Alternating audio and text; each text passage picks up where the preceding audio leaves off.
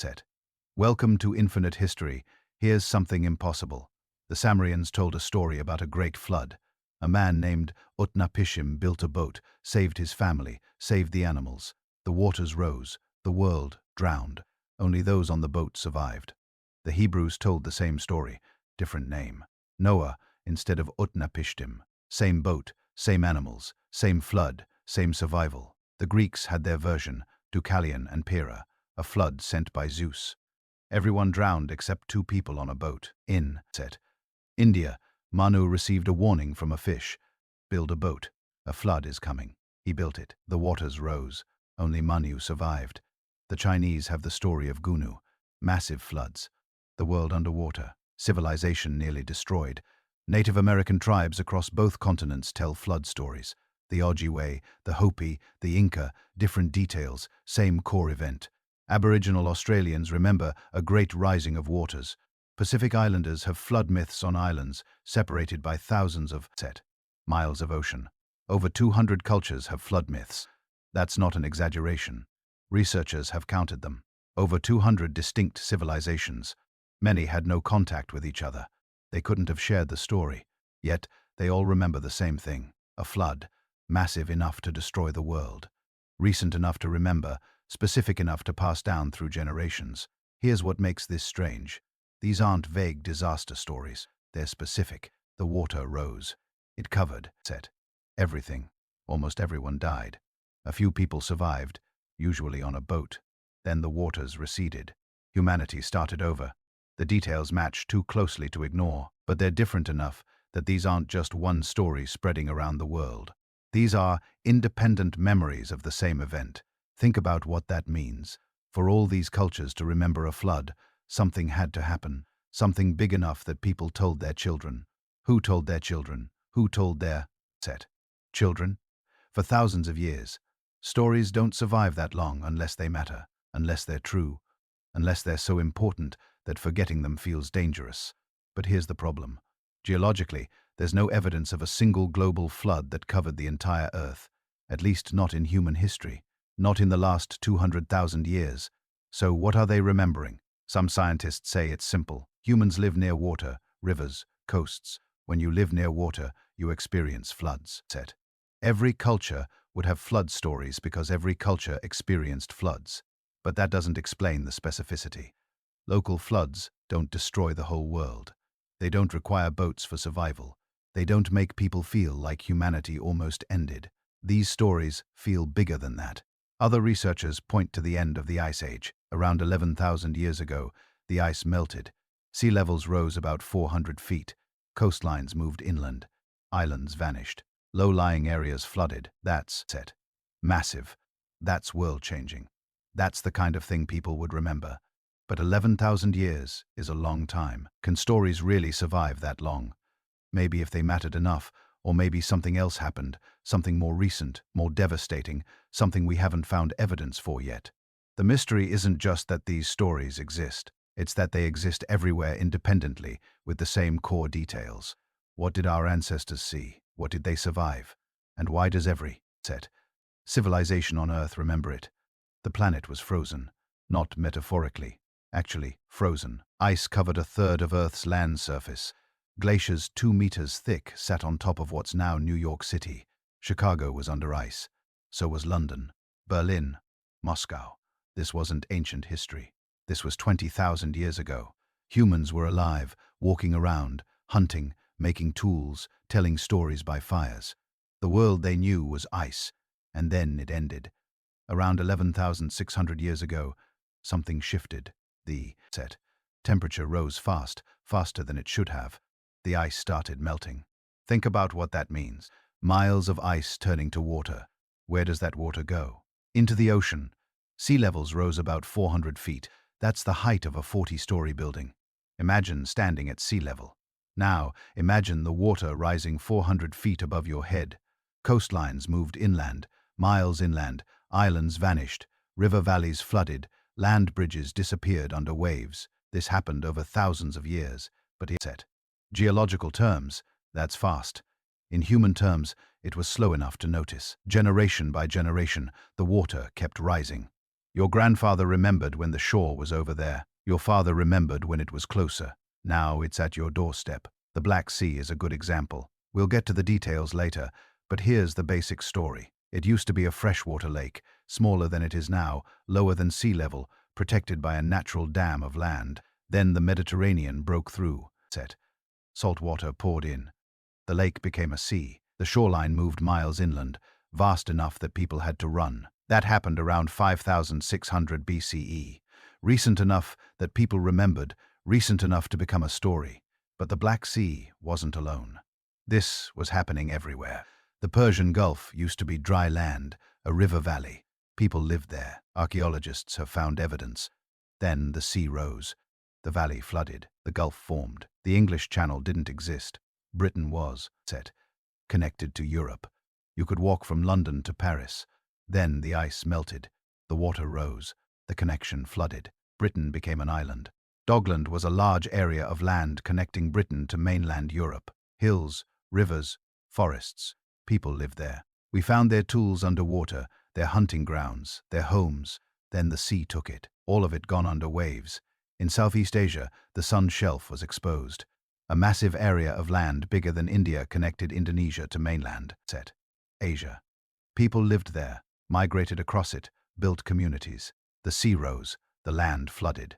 What's now thousands of islands used to be one connected region. The same thing happened in the Americas along every coast, the Pacific Northwest, the Atlantic seaboard, the Gulf of Mexico, the Caribbean islands. Everywhere humans lived near water, the water came closer. Some areas flooded gradually, inch by inch, year by year, slow enough that people adapted, moved inland, rebuilt. Other areas flooded catastrophically, a storm surge during a period of rising seas, a natural dam breaking, a tsunami triggered by underwater landslides as the continental shelves adjusted to the weight of new water. The Stavanger slide happened around 6100 BCE off the coast of Norway. A massive underwater landslide triggered a tsunami. Waves hit Scotland, reached 80 feet high in some places, wiped out coastal settlements. People survived, but they remembered. Here's what matters. These weren't isolated events. This was global. Every coastline, every river, valley near the sea, every low-lying area. And it happened when humans were around to see it, to experience it, to run from it, to tell stories about it. The timing is important. Modern humans appeared 300,000 years ago. But for most of that time, we lived in small groups, scattered, mobile. We didn't build permanent settlements. We moved with the seasons, followed the herds. Around 12,000 years ago, that changed. We started settling down, building villages, farming, staying in one place, right when the ice was melting, right when the seas were rising. So the first permanent human settlements were built during a period of massive flooding. The first cities rose as the waters rose. Every early civilization lived near water, rivers, coasts. That's where farming worked. That's where trade happened. That's where people gathered, and all of them experienced the water rising. The Sumerians in Mesopotamia, the Egyptians along the Nile, the Indus Valley civilization, the Yellow River culture in China, the early settlements in the Americas, all of them, all near water, all during this period. Now, think about oral tradition, how stories pass down. You tell your children what you saw, what you survived, what mattered. They tell their children who tell their children. Important stories survive. Dangerous knowledge survives. This river floods. This plant is poison. This is how we survived the time the water came. A flood, big, enough to destroy your village, big enough to kill your neighbors, big enough to force your people to move. That's a story you tell. And if it keeps happening, if every generation experiences some version of it, if the water keeps rising for thousands of years, the story gets reinforced, embedded, made sacred. This is what our ancestors survived. This is what we must remember. This is what could happen again. The flood myths aren't remembering one event. They're remembering a period, an era, thousands of years when the world was changing, when the waters kept rising, when humanity had to adapt or die. Different cultures experienced different floods, different catastrophes, but the pattern was the same. Water rising, land disappearing, people fleeing, starting over. Some floods were gradual, some were sudden, some were local tsunamis, some were river valleys filling, some were coastlines moving. But they all happened. They were all real, and they all got remembered. The details changed as the stories passed down. Names changed, gods got added, moral lessons got attached. The boat became an ark. The survivor became a hero. The flood became divine punishment, but the core remained. Water rose. The world changed. We barely survived. That's not myth. That's memory. Geologists can track it. The ice cores show the warming. The sea level data shows the rise. The underwater archaeology shows the flooded settlements. It happened globally, over thousands of years. Right when humans were building the first civilizations, every culture near water experienced some version of it. Every culture remembered. Every culture passed it down. The mystery isn't why flood myths exist. The mystery is why we ever doubted they were based on real events. The Ice Age ended. The water rose. Humanity survived barely. And we've been telling that story ever since. Now, let's look at one specific example. One flood that might explain one very famous story. A flood that happened recently, enough that we can pinpoint when dramatically enough that people ran for their lives and significant enough that it changed human history. The Black Sea flood and the story of Noah. If you're using this to fall asleep, that's exactly why I make these videos. Maybe subscribe and let me know where you're watching from and what time it is. It's strange when you think about it. We're separated by oceans and time zones, but we're all here listening to the same stories, wondering about the same questions. What did our ancestors survive? What did they remember? What truths hide inside their myths? There's something comforting in that. We're not so different from them or from each other. Anyway, back to the floods. The Black Sea sits between Europe and Asia. Dark water, deep water, about 168,000 square miles of it. Today, it's a sea connected to the Mediterranean through a narrow strait, the Bosphorus, a channel of water running through what's now Istanbul. But it wasn't always this way. Around 7,000 years ago, the Black Sea was a lake, fresh water, smaller than it is now. The surface sat about 500 feet lower than today. The shoreline was miles further out where there's water now. There was land, beaches, river valleys, places where people lived. We know people lived there because we found their settlements underwater, preserved beneath the waves. In 1999, Robert Ballard led an expedition. Yes, that Robert Ballard, the guy who found the Titanic. His team used sonar to map the Black Sea floor. They found something strange, an ancient coastline underwater, about 300 feet down.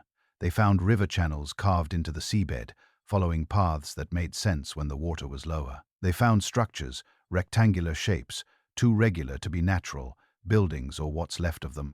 They brought up samples, wood preserved in the oxygen-free depths. Carbon dating put the wood around 5,500 BCE before the flood. Here's what the evidence suggests happened. The Black Sea was a lake fed by rivers. The Danube, the Dene, the Dawn. Fresh water flowing in, but the lake had no outlet. It sat in a basin surrounded by land, protected from the Mediterranean by a ridge of rock and soil, a natural dam where the Bosphorus is now. Then the ice melted. Global sea levels climbed. The Mediterranean filled up higher and higher till it reached the level of that natural dam, and then it broke through. Not slowly, not gradually. The Mediterranean punched through the barrier. Salt water poured into the freshwater lake fast, really fast. Geologists William Ryan and Walter Pittman studied this in the 1990s. They calculated the flow rate about 200 times the volume of Niagara Falls every day for months, maybe years. The lake surface climbed about 6 inches per day. That doesn't sound like much, 6 inches. But think about what that means over time. In a week, the shoreline moves inland by yards.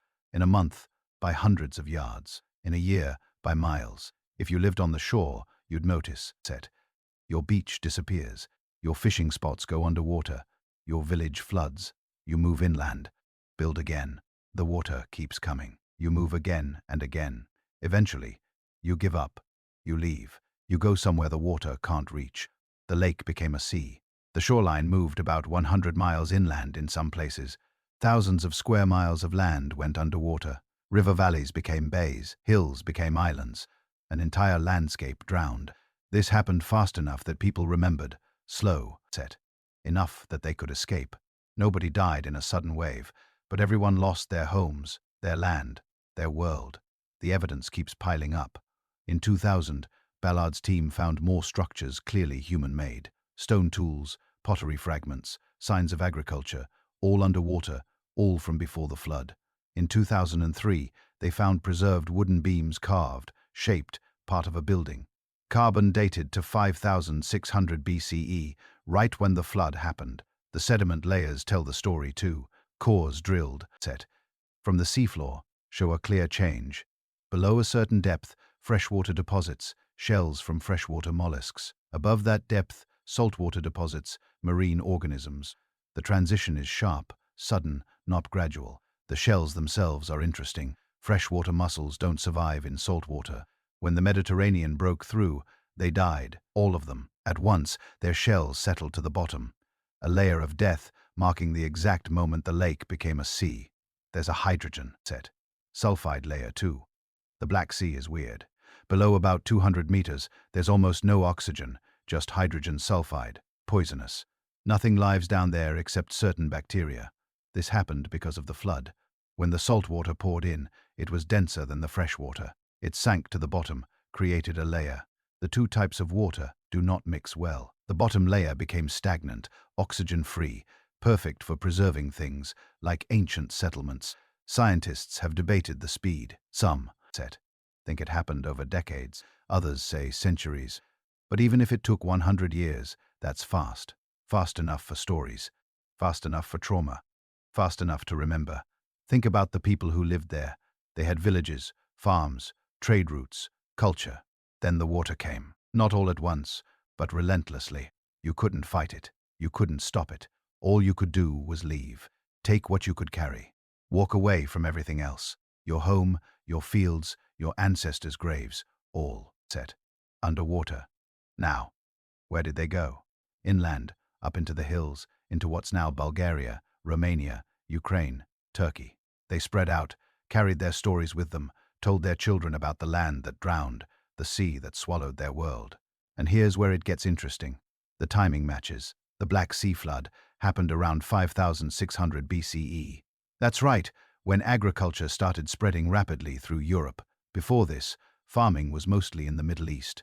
After this, it exploded north and west into the Balkans, up the Danube, across the continent.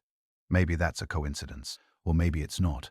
Maybe the flood displaced thousands of farmers, forced them to migrate. They brought their seeds, their animals, their knowledge. They taught the hunter-gatherers they met. Farming spread because refugees spread running from water. The Samrians lived in Mesopotamia, about 1,000 miles from the Black Sea. But trade routes connected them. Stories travel along trade routes. Samrian merchant hears about a great flood from a northern trader. He tells someone else. The story spreads, gets written down, becomes the epic of Gilgamesh, becomes the story of Utnapishtim, the man who survived the flood by building a boat. The Hebrews were in contact with Mesopotamian culture. They knew Sumerian stories.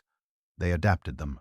Noah's flood might be a memory of the Black Sea, filtered through centuries, changed by retelling, but still recognizable, still about water rising, land, drowning, starting over.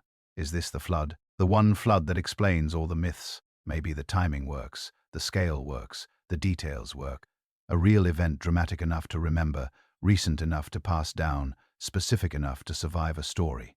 But here's the thing. The Black Sea flood explains the Middle Eastern and European myths pretty well. It doesn't explain the others. The Chinese flood myths, the Indian stories, the Native American tales. Australia, the Pacific Islands, they're too far away, too disconnected. They couldn't have heard about the Black Sea, which means either there were multiple floods worth remembering, or there was something even bigger, something global, something that affected coastlines everywhere at roughly the same time. The Ice Age ended. Sea levels climbed everywhere. The Black Sea was just one example, one dramatic, sudden, memorable example. But coastlines drowned on every continent. Islands vanished in the Pacific. River valleys flooded in China. The Persian Gulf filled up. The English Channel formed. Dogland disappeared. Maybe that's what people remember. Not one flood, many floods, all caused by the same thing. The ice melting, the ocean rising, the world changing. Each culture remembers their local version, their particular disaster. But they all happened around the same time, all for the same reason. The Black Sea is proof it happened. Proof that floods were real, dramatic, memorable, traumatic enough to become myth, but it's not, set. The only proof. It's just the clearest example, the one we can measure, date, map, the one where the evidence survived underwater, waiting for us to find it. Between Britain and mainland Europe, there's water, the North Sea, cold, grey. About 220,000 square miles of it. Ships cross it, oil rigs dot the surface, fishing boats work the depths. But 20,000 years ago, you could walk from London to Amsterdam. No boat needed, no water in the way, just land, hills, rivers, forests, a whole country that's it. Doesn't exist anymore. We call it Doggerland. The name comes from Dogger Bank, a shallow area in the North Sea where fishing boats used to snag their nets on something. Turned out that something was ancient, drowned land, the remnants of a lost world. Fishermen started pulling up strange things in their nets. Bones, huge bonds, mammoth bones, tools made from stone and antler, pieces of peat, trees, all from the seafloor from depths of 60 to 120 feet down. In 1931, a fishing boat called the Kinder Set was working near Dogger Bank. The nets came up with a lump of peat. The crew almost tossed it back, but someone looked closer. There was something stuck in it. A barbed point made from deer antler carved, shaped by human hands, about 13,000 years old. People made that tool on dry land. Then the land went underwater. Scientists got interested. They started mapping the seafloor, using sonar, seismic surveys, the kind of technology oil companies used to find drilling sites. What they found was, set, incredible, an entire landscape preserved beneath the waves. There were river valleys. You could trace them for miles. See where they twisted and turned, where tributaries joined, where they carved through hills. These weren't underwater currents. These were real rivers flowing across land before the sea covered them. There were lakes, shallow depressions in the seafloor. You could see the shorelines, the places where beaches used to be. Some were miles across. There were hills rising from the Akko set, surrounding flatness.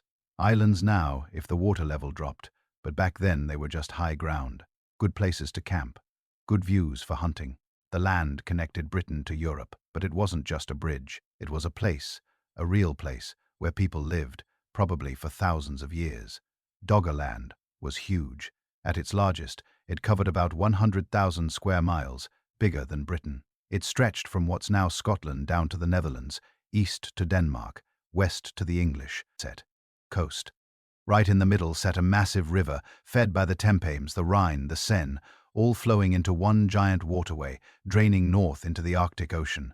The climate was different then, colder but not frozen. Tundra in the north, grasslands in the south, forests along the rivers, good hunting, deer, aurochs, wild horses, mammoths in the early days, fish in the rivers, birds in the marshes, everything you needed to survive. People lived there. We know because we keep finding their stuff set. Stone tools turn up regularly. Axes, scrapers, blades, all from the seafloor, all made by humans, all proof that Doggerland wasn't empty. In 2019, archaeologists found something amazing, a site off the coast of Norfolk underwater, about 30 feet down. They found worked flints, hammerstones, a core where someone had been knapping tools, making blades. The site was 11,500 years old, right at the end of the Ice Age. But here's what made it special. The tools were still there in place where someone had been, set, working. They'd been sitting there for 11,500 years.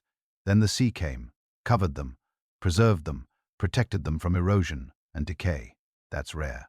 Usually the sea destroys things. Waves batter, currents scatter. But Doggerland's drowning was gentle. The water rose slowly, covered things without smashing them, buried them in sediment, kept them safe.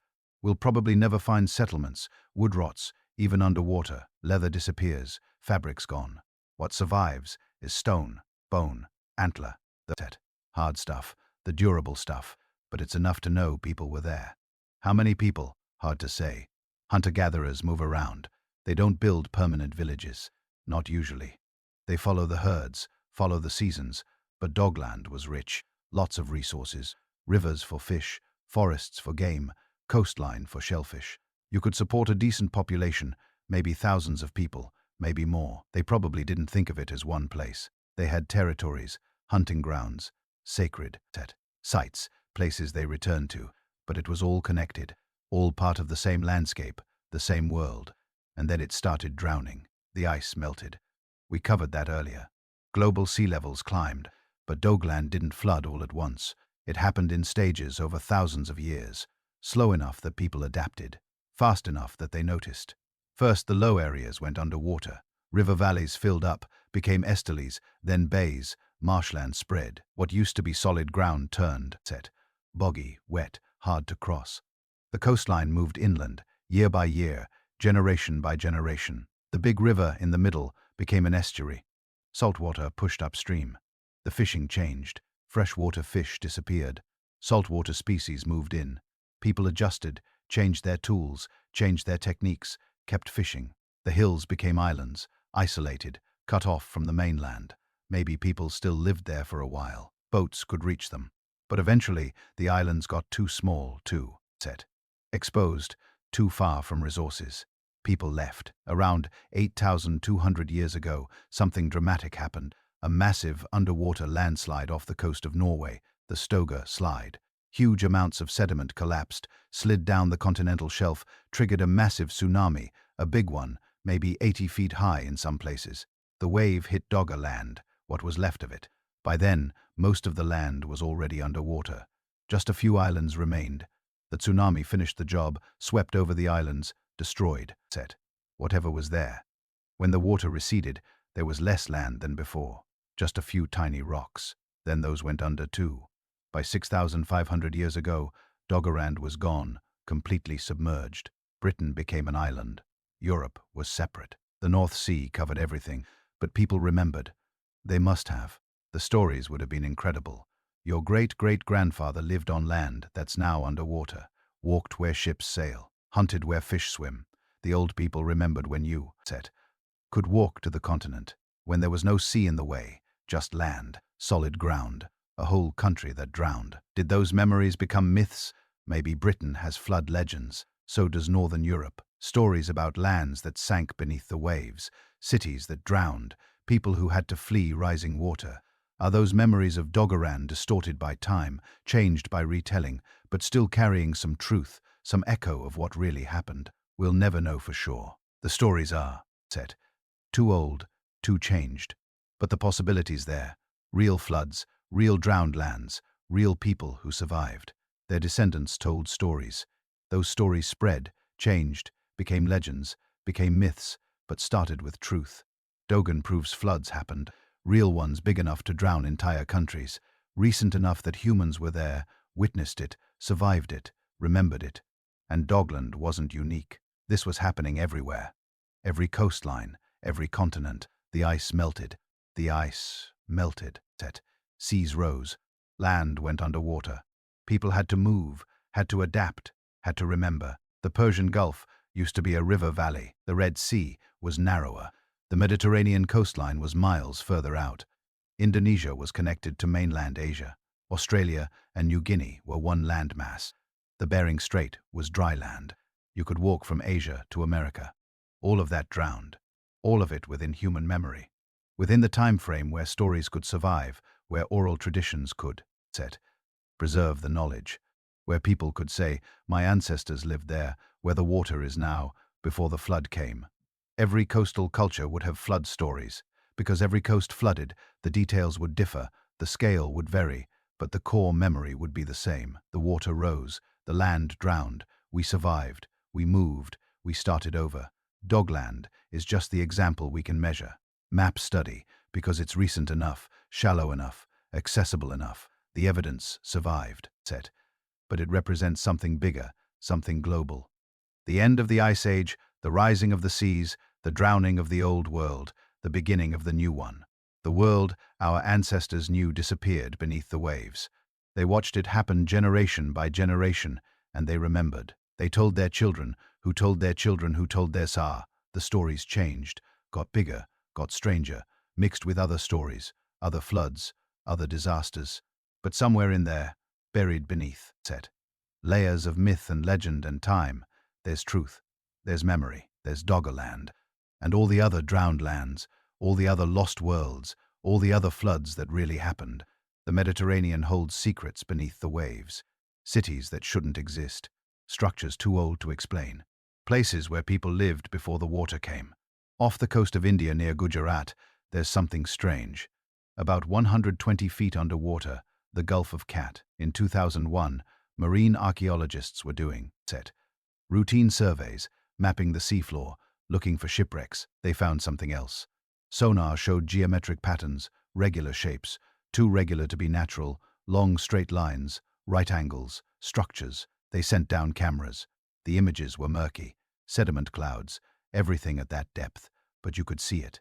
Stone blocks arranged in patterns, walls, maybe foundations. They brought up samples, pieces of wood, pottery shards, fossilized bone. Carbon dating gave wild numbers. Some samples tested at 9,500 years old.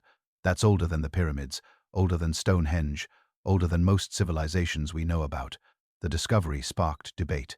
Some archaeologists got excited, others stayed skeptical. The site is controversial. The water is too murky, the evidence too fragmentary.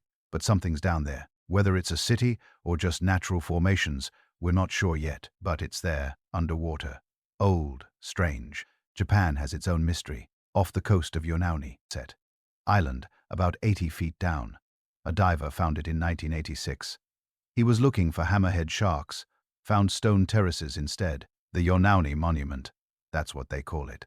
Massive stone structures, stepped platforms, flat terraces, sharp edges, right angles, parallel grooves carved into the rock. It looks artificial, like someone built it, shaped it, used it. The main structure is huge, about 165 feet long, 65 feet wide, rising 80 feet from the seafloor. There are steps, wide ones, leading up the terraces. There are channels, carved pathways, a stone pillar standing upright, holes drilled into rock faces. Some geologists say it's natural. Sandstone forms in layers. Erosion can create flat surfaces, straight edges.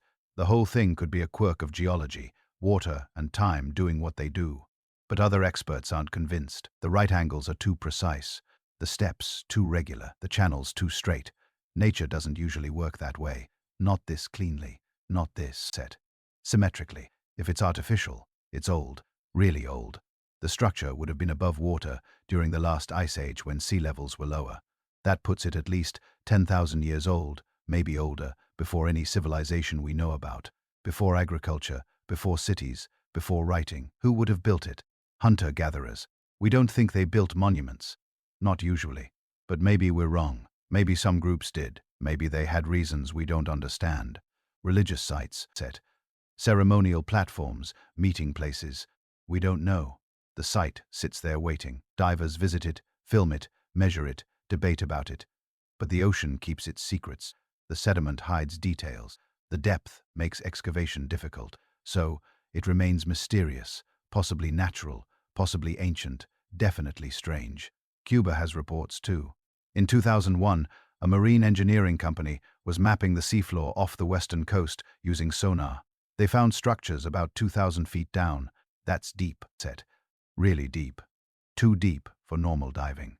The sonar showed geometric patterns, pyramid shapes, rectangular structures, something that looked like roads, all arranged in what seemed like a city layout. They sent down a robot, submarine, got video footage, grainy, dark, but you could see shapes, blocks, formations, things that looked built.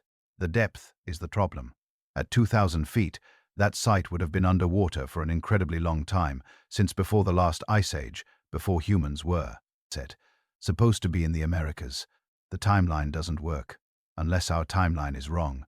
The Cuban government got interested, then quiet. The site hasn't been explored much since. Too deep, too expensive, too controversial.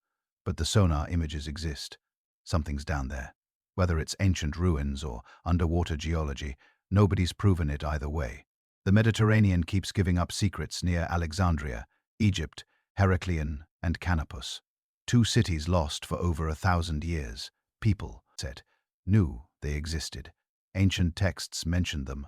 Greek historians wrote about them, but nobody knew where they were. Then divers found them underwater, about 20 feet down, in Abukia Bay. Heracleon was a major port before Alexandria rose to prominence. Ships from Greece stopped there. Trade goods flowed through. Temples stood along the waterfront. A huge statue of a pharaoh guarded the harbor. Then the city sank slowly over centuries. Earthquakes, soil liquefaction. The ground just gave way. Buildings tilted. Walls crumbled. The sea moved in. Divers have recovered incredible things. Statues, huge ones, stone blocks with hieroglyphs, gold coins, jewelry, ships, actual ancient ships preserved in the sediment. The city's still there, mostly intact, just underwater, waiting. Bavar Petri sits off the coast of southern Greece, another drowned city. This one's older, about 5,000 years old. Bronze Age, the oldest submerged city we've found so far. It's shallow, only 10 to 13 feet down. You, Set, can see it from the surface on calm days. The layout's preserved, streets, buildings, courtyards, tombs. You can map the city, see how it was organized, where people lived, where they worked, where they buried their dead. It sank gradually, earthquakes probably. The land subsided, the sea crept in. People abandoned it, left everything behind. These aren't myths, these are real cities, real places where real people lived, and they're all underwater now, drowned, preserved, proof that floods, Set, happened, that coastlines changed, that the world our ancestors knew disappeared beneath the waves. But here's what's interesting. These cities sank recently. Historically speaking, Heracleion went under about 1,200 years ago. Pavlo Petri, maybe 3,000 years ago. We have records of them. We know they existed. We know they sank. Now, think about the older sites, the controversial ones. Yonauni, Gulf of Cat, the Cuban formations. If those are real, if they're actually ancient cities, they'd be from, Set, before recorded history, before writing, before we have clear records of anything. They'd be from the time when sea levels were rising, when coastlines were flooding, when the Ice Age was ending. If cities existed then, they're underwater now. All of them. Every coastal settlement from that era, gone, drowned, buried under sediment, hidden beneath hundreds of feet of water. We'd never find them.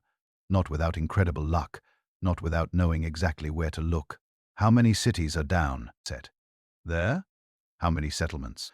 How many places where people lived, worked, raised families, told stories?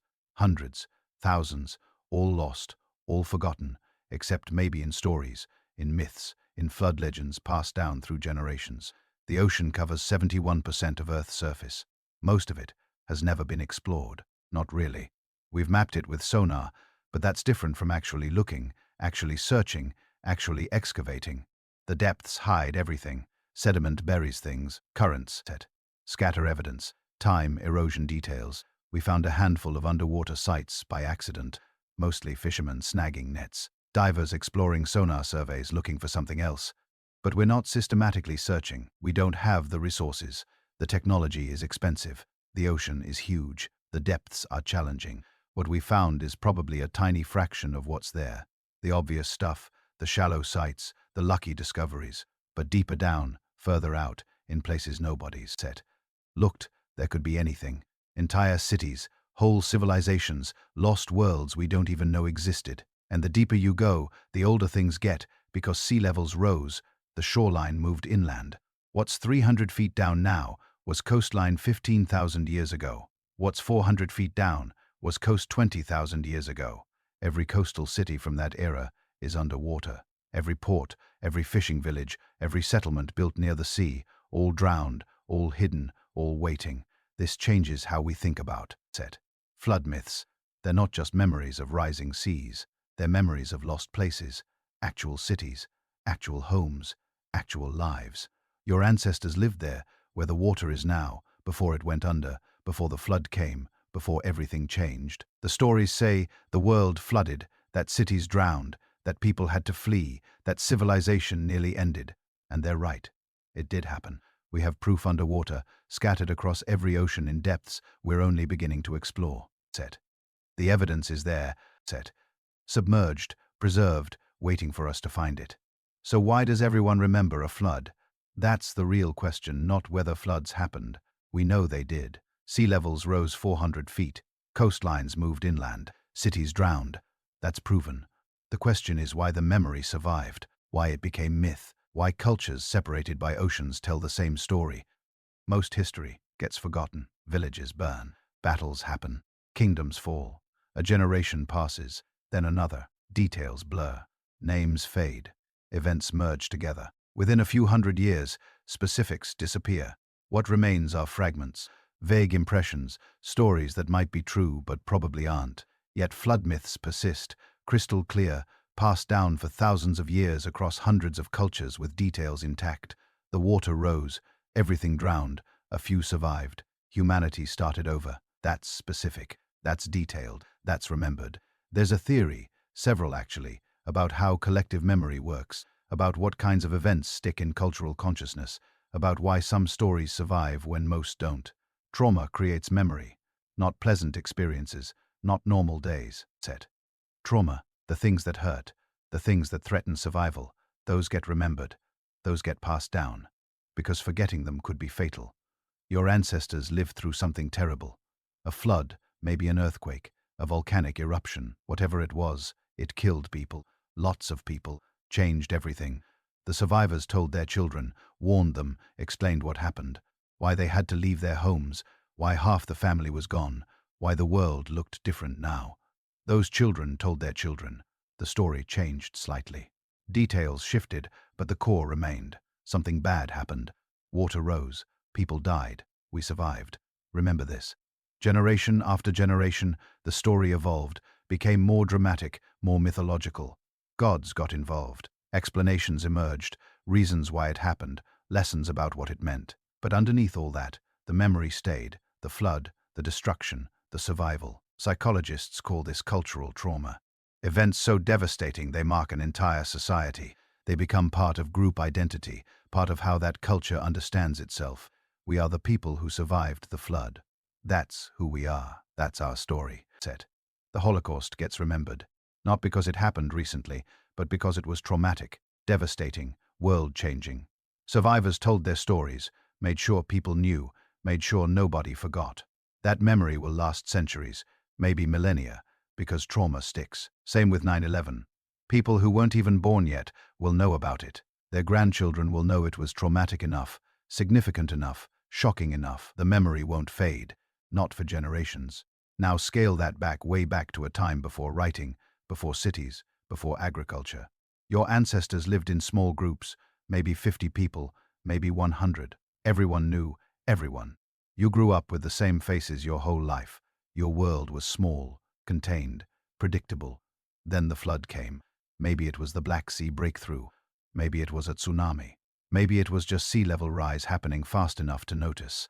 Doesn't matter which. What matters is the water rose. Your village flooded. People drowned. Maybe half your community died. Maybe more. You fled inland.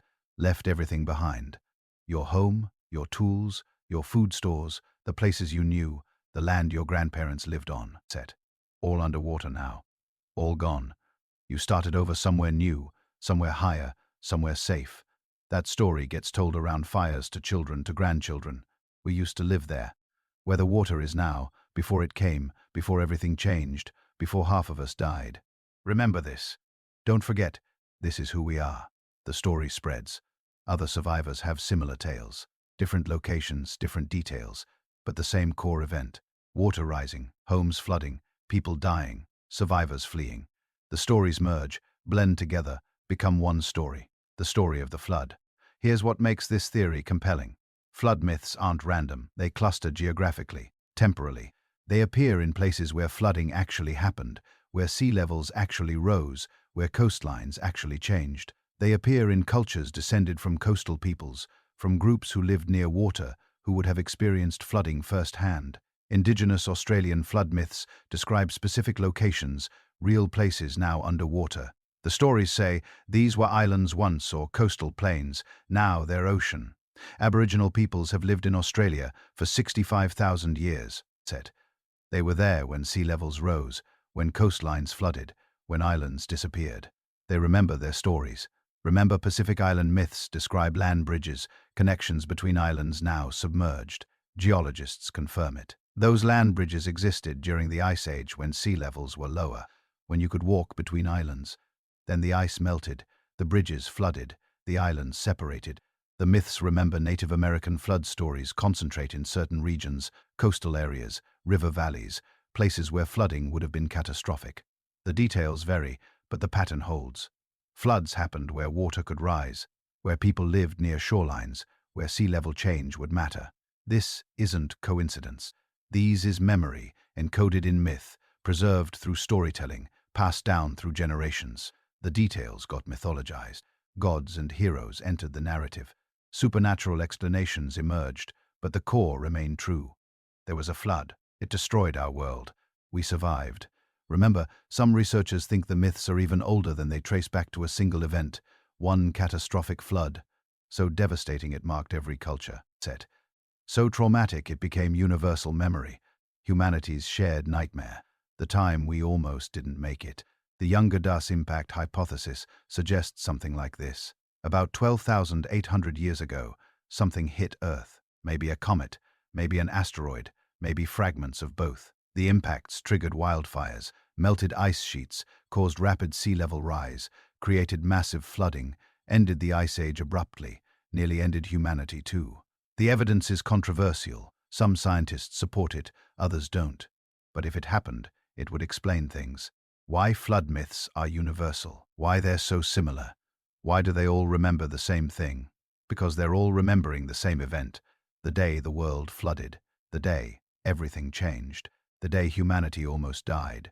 Even without a single catastrophic event, the theory works. Sea levels rose over thousands of years, but not smoothly, not gradually.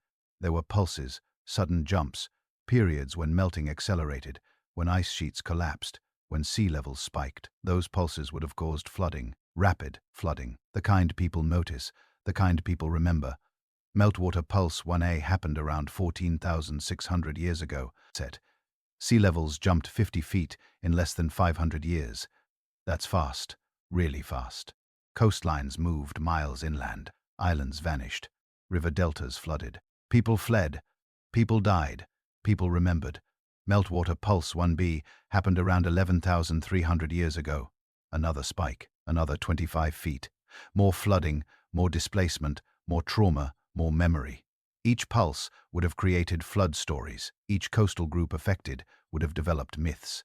Those myths would have spread, merged, evolved, become the universal flood narrative we see today. The memory survived because it had to, because forgetting would be dangerous, because knowing where the water was, where it came from, how high it rose, that knowledge kept people safe, kept them away from vulnerable coastlines, kept them prepared for future floods. The myths weren't just stories. They were warnings. They were survival information. They were maps of danger, encoded in narrative, preserved through repetition, passed down through generations. This is what water can do. This is how high it can rise. This is why we live here now, away from the coast, away from the danger, away from where our ancestors drowned. That's why the memory survived. Not because someone wrote it down, not because it was interesting, because it was necessary. Because remembering meant survival, because forgetting meant death. We are the descendants of the people who remembered, who listened to the warnings, who learned from the past, who understood that water rises, that floods happen, that the world changes, that survival requires memory. The myths are that memory preserved, protected, passed down, changed by time, but never forgotten. Because forgetting would mean losing the lesson, losing the warning, losing the knowledge that kept our ancestors alive. Every culture remembers the flood because every culture experienced it in some form, at some time. And those who survived made sure their children knew, made sure their grandchildren knew, made sure nobody ever forgot. That's how memory works. That's how myths survive. That's why we're still telling these stories thousands of years later. Still remembering, still warning, still preserving the knowledge that once long ago the world flooded and we survived. When you zoom in, the story gets even stranger. The global floods weren't one big event. They happened in different places, at different times, in different ways. Some floods lasted days, some stretched out over generations, some came with storms. Some followed earthquakes or landslides. There wasn't just one kind of disaster. There were many, all unique, all terrifying in their own way. Let's start with river floods. These are probably the most familiar. Rivers overflowed their banks every year. Sometimes that was good. The floods brought rich soil. Crops grew better after the water went down. Ancient Egypt depended on the Nile's flood. The whole civilization ran on that rhythm. When the river rose, life was good. When it didn't, there was famine. But sometimes the flood wasn't gentle. It wasn't the normal rise and fall. Occasionally, the water came too high, too fast. It destroyed everything. Homes washed away. Fields turned to mud. People drowned or fled. The normal rules didn't apply. The safe places weren't safe anymore. The Yellow River in China is a great example. It's called China's sorrow for a reason. The river changed course many times, sometimes overnight. Huge floods would wipe out villages. Thousands or even millions of people lost their lives. The survivors started over again and again. Each time the story grew. Each time the memory of disaster got stronger. The Indus Valley, and what's now Pakistan and northwest India, was built along a river too. Archaeologists have found layers of mud in the ruins of cities like Mohenjo-daro. The mud tells a story. Flood after flood. People rebuilt, then flooded again over and over. Eventually, the city was abandoned. Too much water, too many disasters. The survivors moved on, but they remembered. And then there are the coastal floods. These are different. They're not about rivers. They're about the ocean. Sometimes a big storm pushes Seata over the land. Sometimes the wind and tide work together. Water pours into places that should be dry. Salt water kills crops. Fish swim in the streets. People scramble for high ground. These floods can happen fast, or they can creep in over days driven by wind and waves. Sometimes the sea doesn't just rise and fall. It rushes in like a wall. Tsunamis. These are some of the worst natural disasters ever recorded. Imagine living on the coast. You feel the ground shake. Maybe you don't think much of it. Then hours later, the ocean pulls back farther than you've ever seen. Fish flop on the sand. The water is gone. People run out to collect them. They don't realize what's coming. A few minutes later, a wave taller than the tallest trees crashes ashore. It sweeps away everything. People, animals, houses, trees, all gone. In 2004, a tsunami hit Indonesia, Sri Lanka, and parts of India and Thailand. Over 200,000 people died. That's today with modern warnings and technology. Imagine something like that thousands of years ago. No warning, no escape, only memory. Japan has stories about tsunamis that go back hundreds, even thousands of years. There are stone markers on the hillsides. They say, "Do not build below this point." The people who survived left warnings. They wanted their children to remember. Stay high, stay safe. Sometimes the flood isn't water from the ocean or river. Sometimes it's the land itself that moves. Landslides can block rivers. Water backs up behind the debris. Then suddenly the dam breaks. All that water rushes downstream. It happens in mountains. It happens in valleys. The result is the same. A wall of water, mud, rocks and trees sweeping away anything in its path. One of the biggest landslide floods happened in China in 1786. An earthquake triggered a landslide that blocked the Dadu River. The water built up behind the debris for 10 days. Then the dam collapsed. The flood raced downstream at terrifying speed. It destroyed dozens of villages. Tens of thousands of lives were lost in hours. The memory of that event still lingers in local stories. Glacial floods are another kind. When glaciers melt, they sometimes form big lakes held back by ice or rock. If the dam breaks, the water bursts out all at once. These floods can be huge. They can travel for miles. In Iceland, there's even a word for it, jökulp.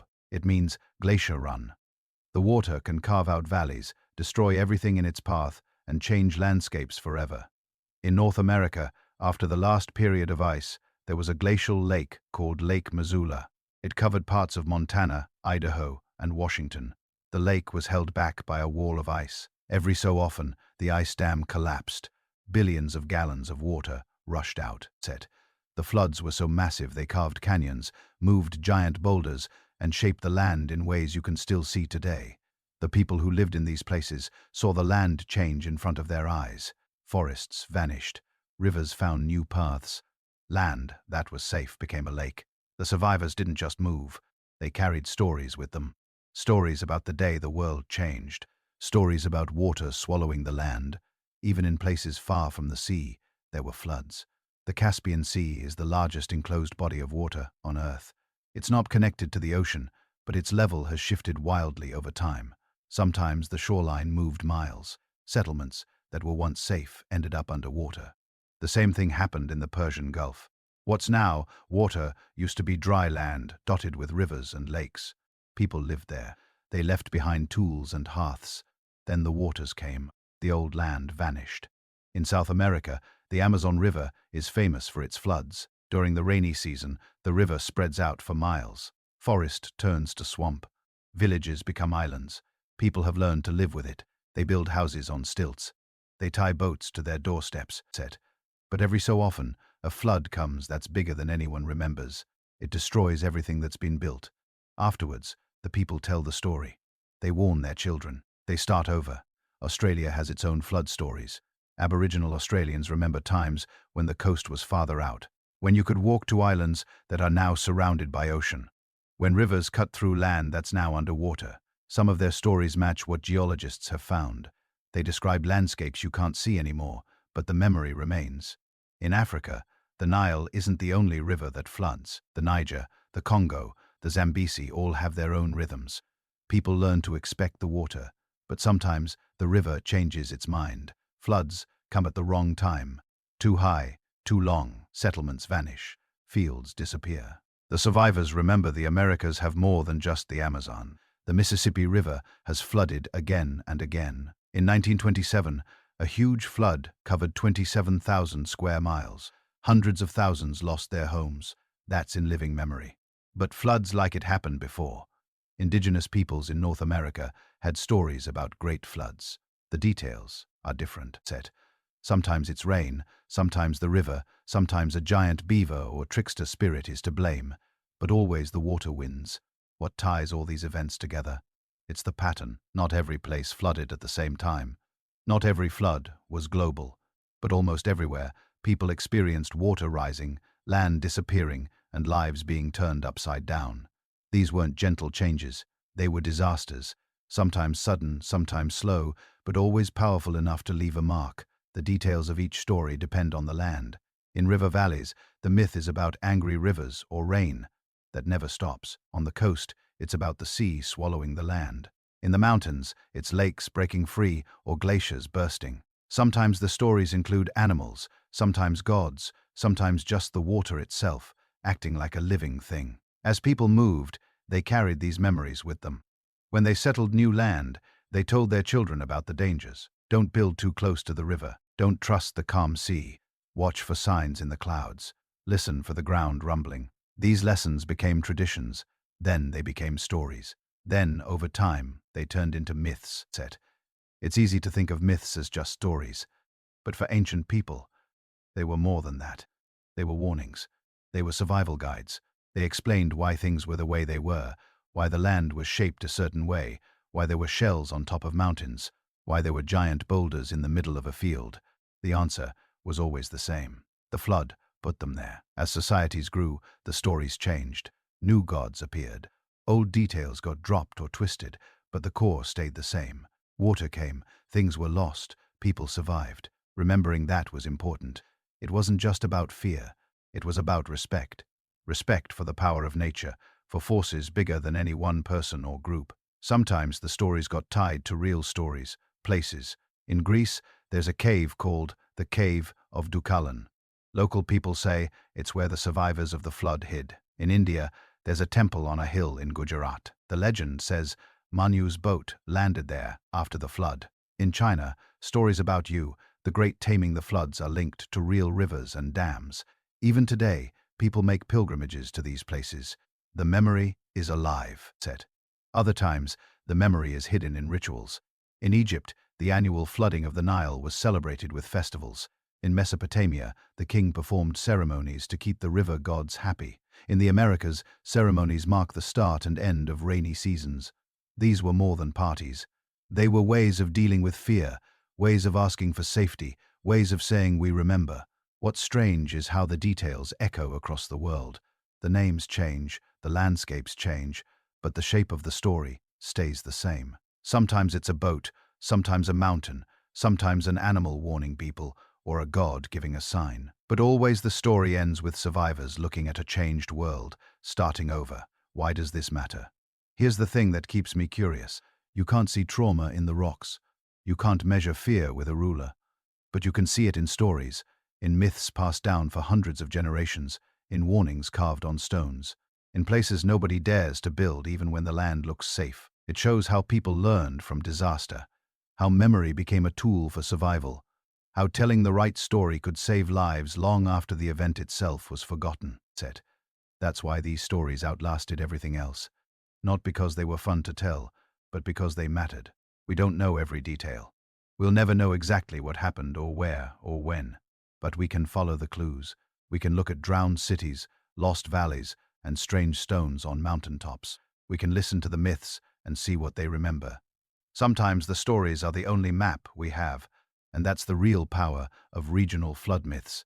They're not just echoes of fear. They're echoes of survival, of people facing disaster, learning what they could, and passing the lesson forward. The next time the river rose or the sea crept in, someone remembered, someone listened, someone survived. Now we look back and see the pattern. Flood stories in every culture, each one a piece of a bigger puzzle, each one a memory of water, of loss, of starting over. When you add them together, you don't just get a list of disasters, you get a map of human resilience, a record of people who refuse to forget. That's why the myth of the flood is everywhere.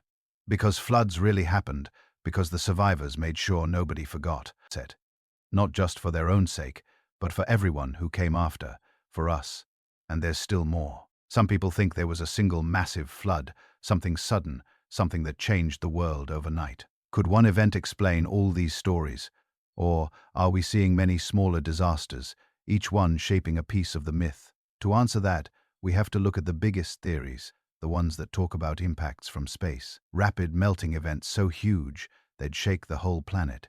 That's where we're headed next. From the slow rise of water to sudden catastrophe. From regional floods to the possibility of a single night when everything changed. The kind of event that could haunt humanity forever. Here's where the flood stories take a turn. We've talked about disasters that happened in one place or another. Rivers overflowing, seas crashing inland, lakes bursting. Those are real events. You can still see their scars on the land. But what if there was something even bigger? Something that didn't just change one valley or one coastline, but shook the world. That's the theory some scientists and storytellers have chased for years. A truly global disaster, set. Not just a flood here or there, but an event so huge it would be remembered everywhere. A flood that would become a legend in every corner of the Earth. Let's start with the idea of a comet or asteroid hitting Earth. It sounds like science fiction, but it's happened before. Around 66 million years ago, a giant asteroid crashed into what's now Mexico. That's the impact that wiped out the dinosaurs. It didn't just make a big hole. It set off wildfires, sent clouds of dust around the world, blocked the sun, and changed the climate. Most living things didn't survive. That was long before humans. But the idea is the same. A single event so powerful it changes everything. Now, what about more recent times? Some researchers think something like this happened near the end of the last ice period. They call it the Younger Dus impact hypothesis. Here's how it goes. Around 12,800 years ago, the world was warming up. Ice sheets were shrinking. Then suddenly things changed. The warming stopped. Temperatures dropped fast. For about 1,200 years, the planet got colder again. This period is called the Younger Dryas. Nobody knows exactly why it happened, but one idea is that something crashed into Earth. Maybe a comet, maybe a swarm of smaller pieces. The impact would have set off wildfires, sent dust into the air, and blocked sunlight. Crops wouldn't grow. Animals would die.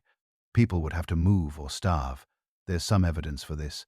Scientists have found a thin layer in the soil from that time. In this layer, there are tiny glass beads, like what you get from a high-energy impact. There's also a spike in platinum, which is rare on Earth, but common in space rocks. Some sites show signs of burning, as if huge fires swept the land. In North America, many large animals disappeared right around then. Mammoths, giant sloths, saber-toothed cats, all gone. Some people think the impact caused these extinctions along with the sudden cold. If something like this happened, it would have caused chaos everywhere. Ice sheets would melt in strange patterns. Lakes could burst. Rivers would flood. Weather would shift. Imagine living through that. One day, things are getting warmer. The next winter comes roaring back. Herds vanish. Plants wither. The land itself changes. You'd remember it. Your children would remember it. The story would never die. But there's a catch. Not every scientist agrees. Some say the layer of glass beads and platinum could come from volcanoes or other sources. Others point out that the timing doesn't line up perfectly everywhere. The debate is still going. No one has found a giant crater from 12,800 years ago, at least not yet. So, while the impact theory is exciting, it's not proven. Still, it shows how one huge event could change everything and how people might turn that memory into a myth. Now, let's look at another big idea: the sudden release of water from giant lakes. At the end of the last ice period, the world was full of meltwater lakes. These were lakes trapped behind walls of ice or rock. As the ice sheets melted, the lakes grew bigger and bigger. Sometimes the ice dam holding them back would fail. When that happened, the water would burst out all at once. Not a trickle or a slow rise, but a flood moving faster than a racing car. These floods didn't just wreck the land nearby. They could change coastlines, carve out new rivers, and even affect the global climate. One of the best examples is glacial Lake Agassiz. This lake sat in what's now Canada and parts of the northern United States. At its largest, it covered more than 170,000 square miles. That's bigger than all of the Great Lakes combined. The lake was held back by ice. When the dam broke, all that water rushed north, east, or south, sometimes into the Arctic Ocean, sometimes into the Atlantic, sometimes down the Mississippi. Each time it sent a wave of fresh water pouring into the ocean. This could have changed sea currents and even weather patterns across the world. Some scientists think one of these floods might explain why the climate shifted so quickly during the Younger Dust. Suddenly, cold water floods the North Atlantic. Ocean currents slow down or stop. Warmth from the tropics doesn't move north anymore. The temperature drops. It's like flipping a switch on the world's weather. People living near these floods would have seen their world turned upside down. Forests drowned. Animals disappeared. Rivers changed direction. It would feel like the end of the world. These floods weren't just in North America. In Europe, huge lakes formed in front of the melting ice. Sometimes these lakes burst through. The North Sea was once dry land. When the water broke through, it filled up fast. Britain became an island. The people living there must have seen the sea rushing in, swallowing forests and fields. They left, but the memories stayed the same. Something happened in Asia. In Siberia, giant lakes drained into the Arctic. In Central Asia, the Caspian and Aral seas grew and shrank with the climate. Every time the water shifted, people had to adapt. Some left, some rebuilt, some told stories about the day the water came. Now, let's consider another theory: massive volcanic eruptions. Volcanoes can cause floods, but not always with water. Sometimes a volcano erupts under a glacier. The heat melts the ice. Suddenly a wall of water comes rushing out. In Iceland, this is called a jaculab. It's happened many times. The water can move so fast, it sweeps away everything in its path. People who survived would never forget it. Volcanoes can also change the climate. When a big one blows, it sends ash and gas into the sky. The sun gets blocked, temperatures drop, crops fail. In 1815, the volcano Tambora erupted in Indonesia. The next year, 1816, was called the year without a summer. It snowed in June in New England. People starved. Livestock died. That was just one eruption in recorded history. Think how much worse it would be if something like that happened when humans depended on hunting and wild plants. If food vanished, people would move or die. The survivors would tell the story for generations. Some myths talk about fire and water together, destruction from both at once. Maybe these stories remember times when a volcano caused floods, or when fire and water mixed in disaster. The Earth can do that. It's not just one thing at a time. Then there's the theory about rapid sea level rise, sometimes called a meltwater pulse. This isn't just a gentle rise over centuries. In some periods, the ocean jumped up by several feet in just a few decades. This happened when big chunks of ice broke off and melted quickly. Imagine living near the coast. 1 year, the sea is far away. 10 years later, it's at your doorstep. 20 years after that, your village is underwater. People would have to move fast. They lose their homes, their fields, their sacred places. The shock would last for generations. Archaeologists have found signs of this. In the Persian Gulf, there are old riverbeds deep under the water. People lived there, but as the sea rose, they had to leave. In the Mediterranean, ancient cities are now underwater. In the Caribbean, huge underwater caves contain the bones of animals and people, proof that the land was once dry. The sea came in and everything changed. Some scientists think these rapid rises could explain why flood stories are so common. It's not just the slow change people can see and get used to, it's the sudden shocking loss. One generation remembers the land, the next only knows the water. The story becomes legend. The legend becomes myth. There's another theory about the Black Sea. We touched on it before, but here's the twist. Some geologists think the Black Sea flood wasn't just a local event. They believe it was so sudden and so huge that it sent people running in every direction. If true, the flood could have pushed early farmers out of the region. Those people would have carried their memories and their stories with them into Europe, the Middle East, and beyond. The theory goes that these migrants spread the flood myth as they moved. It's a big idea, set.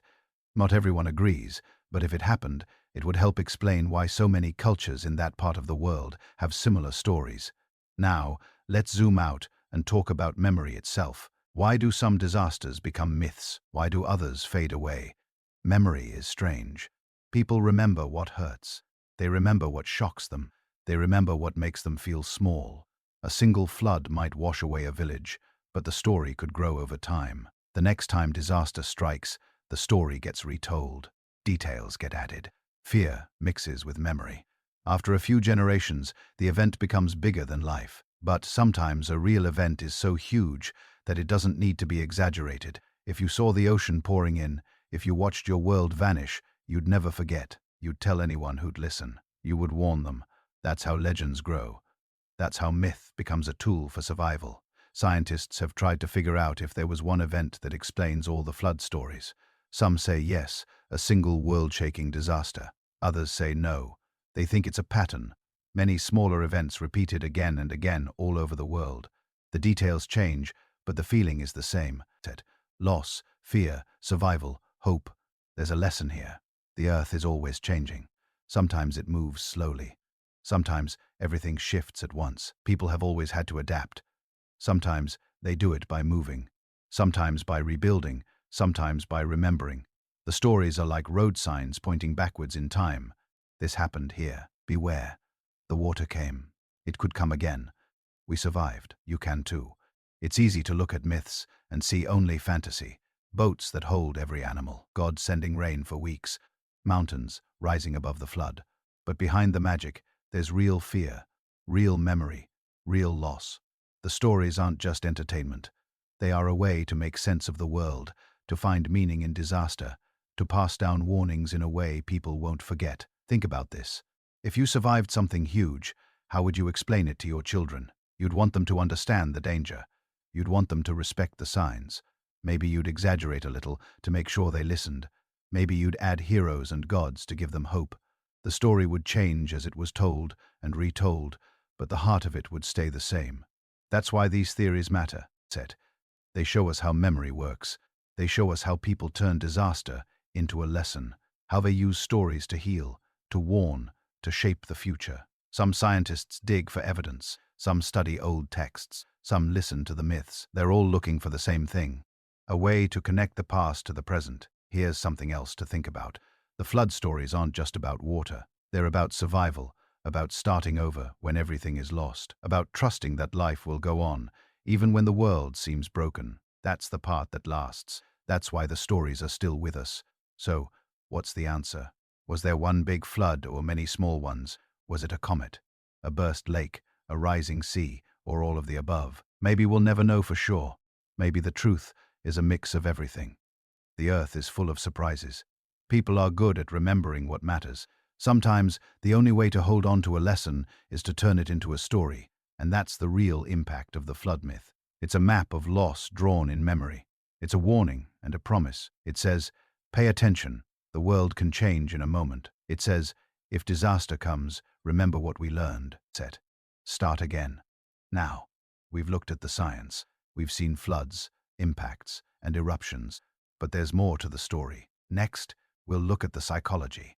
Why do humans even today keep telling these stories? Why do they matter so much? That's where we're headed. From the facts to the feelings, from the outside world to the inside world.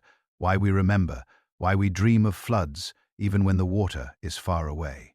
Let's take a different approach. We've looked at the floods themselves, what happened out there in the world. Now, let's look at what happens inside us. Why do these stories stick? Why do floods out of all disasters show up in so many myths? Why not earthquakes or droughts or fire? There's something about water, about being swept away that gets into our minds and stays there. It's more than just fear. It's something deep, something in how humans are wired to remember. Think about how memory works. We don't remember every day. We remember the days that changed us, the days when something shocking happened. You probably remember where you were when you heard big news. You remember the day you moved, or the day you lost someone, or the time you almost got hurt. Your brain pays attention to what matters for survival. That's how it's built. When something huge happens, a flood that wipes out everything you know, your mind takes a snapshot. It keeps that picture close, ready to warn you if anything like it starts to happen again. This isn't just about survival for one person. It's about survival for the whole group. People share stories to protect each other. Stories about danger get passed around. The ones that stick are the ones that feel important, the ones that could save your life next time. So when a flood destroys a village, the story isn't just told once. It's told again and again. Parents tell their children. Elders warn the young. Watch the river. Don't trust the calm. The water can rise without warning. The story becomes a lesson. Sometimes it becomes a rule. Eventually, it's a myth. Psychologists have a name for this. They call it flashbulb memory. It means a memory that's so sharp, so clear, it feels like a photograph in your mind. It's the kind of memory that comes with strong feelings: fear, shock, loss. These memories don't fade easily. They get retold. Every time someone tells the story, it gets a little stronger. It becomes part of who you are and who your people are.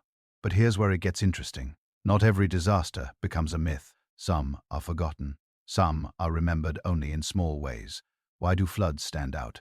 One reason is that water is everywhere. We need it to live.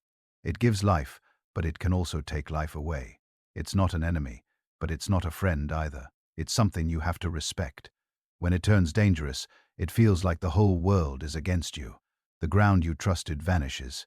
Your home disappears. Everything floats away. That sense of total loss and total helplessness hits hard. It's not like a fire where you can sometimes fight back. It's not like a drought which creeps in slowly. A flood can come with no warning. One day everything's normal, the next it's all gone. That sudden change is frightening. It's the kind of thing your brain refuses to forget. Now, let's look at how humans deal with fear and the unknown. People don't like to feel powerless. When something huge happens, we look for reasons. We tell stories to explain it. Sometimes those stories involve gods or spirits or fate. Why did the flood happen? Maybe the gods were angry. Maybe we broke a rule. If you can give the disaster a reason, you feel like you can avoid it next time. You make rules. Don't anger the river. Don't build too close to the shore. The story becomes a guide for how to live. There's another side to this. Flood stories aren't just warnings. They're also about hope. Most flood myths end the same way. A few survive. They build again. The world starts over. That's a powerful idea. It means that even when everything is lost, life can return. People need that hope. It's not just about what was destroyed.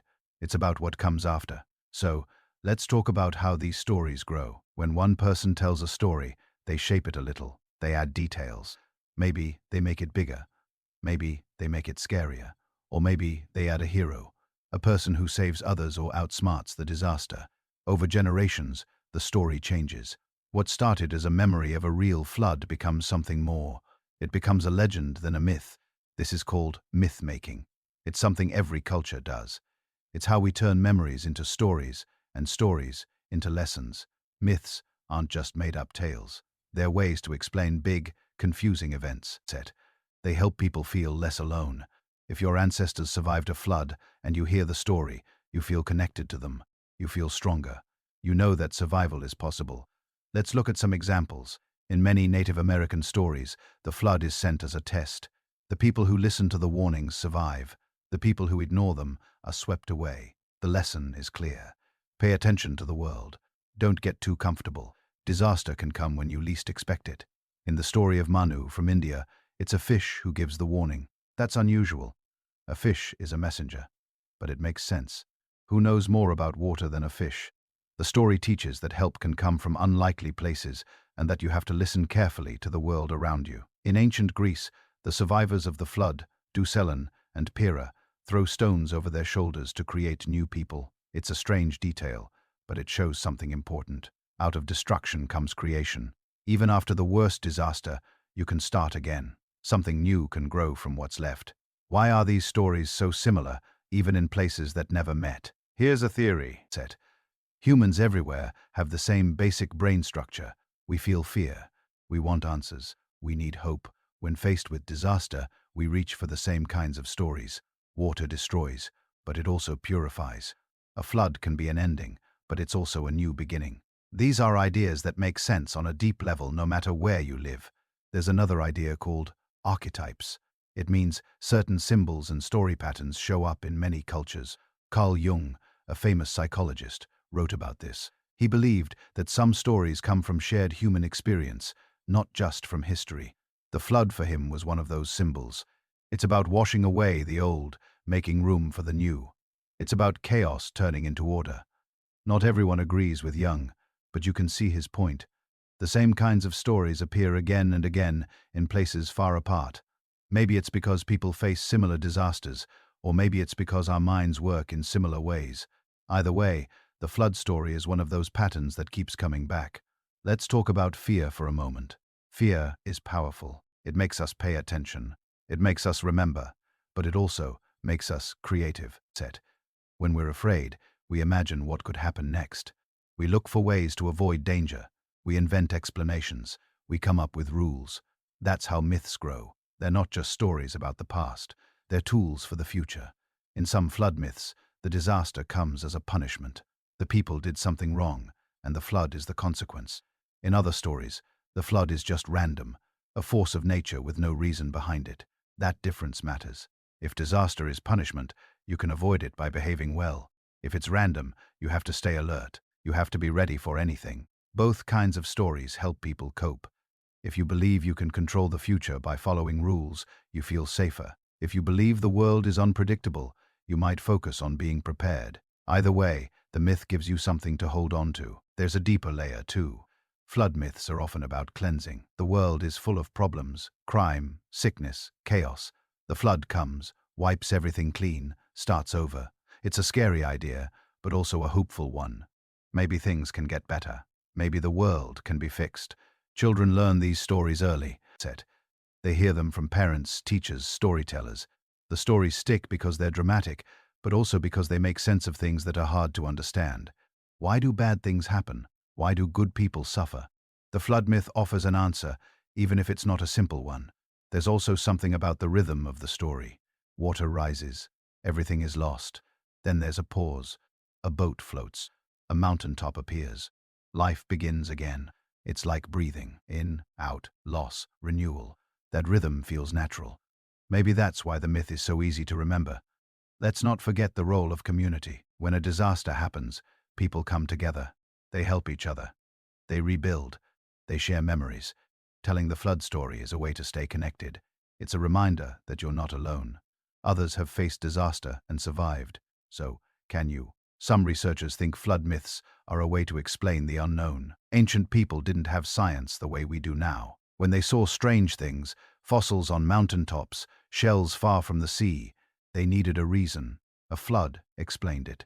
Once the sea covered everything. That's why these shells are here. The story fills the gap left by mystery. There are also stories where the flood is not just a disaster, but a gift. The land is made more fertile. New animals appear. Life is hard, but also richer. It's not just about fear. It's about transformation. Let's look at dreams for a second. Floods show up in dreams all the time, even for people who have never seen one. Psychologists say dreams about water often mean big feelings, anxiety, change, the unknown. Maybe deep down we all carry the memory of ancient floods. Maybe the myth is alive inside us even now. In modern times, when big disasters happen, people still tell stories. Think about hurricanes, tsunamis, even big storms. Survivors share their memories. The story spreads. Sometimes the details get mixed up, but the feeling remains. Shock, fear, hope, the need to understand. There's a pattern in how people talk about these events. They look for meaning. Why did this happen to us? Sometimes they say it's a warning. Sometimes they see it as a chance to start over. This is the same process that turned ancient floods into myths. What strikes me most is how these stories bring people together. Across cultures, across time, the flood myth connects us. It's a reminder that we're all vulnerable, but also that we can rebuild. we can start again. So, what does all this mean? It means that flood myths are more than memories. They're maps for living. They warn us, comfort us, and help us make sense of things we can't control. They teach us to respect nature, to watch for changes, and to trust that survival is possible. Even today, when we hear about rising seas or strange weather, something stirs inside. We remember the old stories, even if we don't realize it. Part of us is always watching the water, ready to run, ready to rebuild. The myth lives. Set on, not just in old books or temples, but in our minds. Now we've explored the deep reasons why flood myths last. We've seen how memory, fear, hope, and community all play a part. But what about the stories themselves? What do they actually say? How do the details compare? That's where we're heading next. We'll dive into the myths side by side and see what secrets they still hold. Let's start with the best-known version, the flood in the book of Genesis. Most people know the basics: Noah, the ark, the animals 2 by 2. But if you look closer, the details are strange and specific. According to the story, God warns Noah about a coming flood. He tells him to build a giant boat big enough for his family and for pairs of every animal.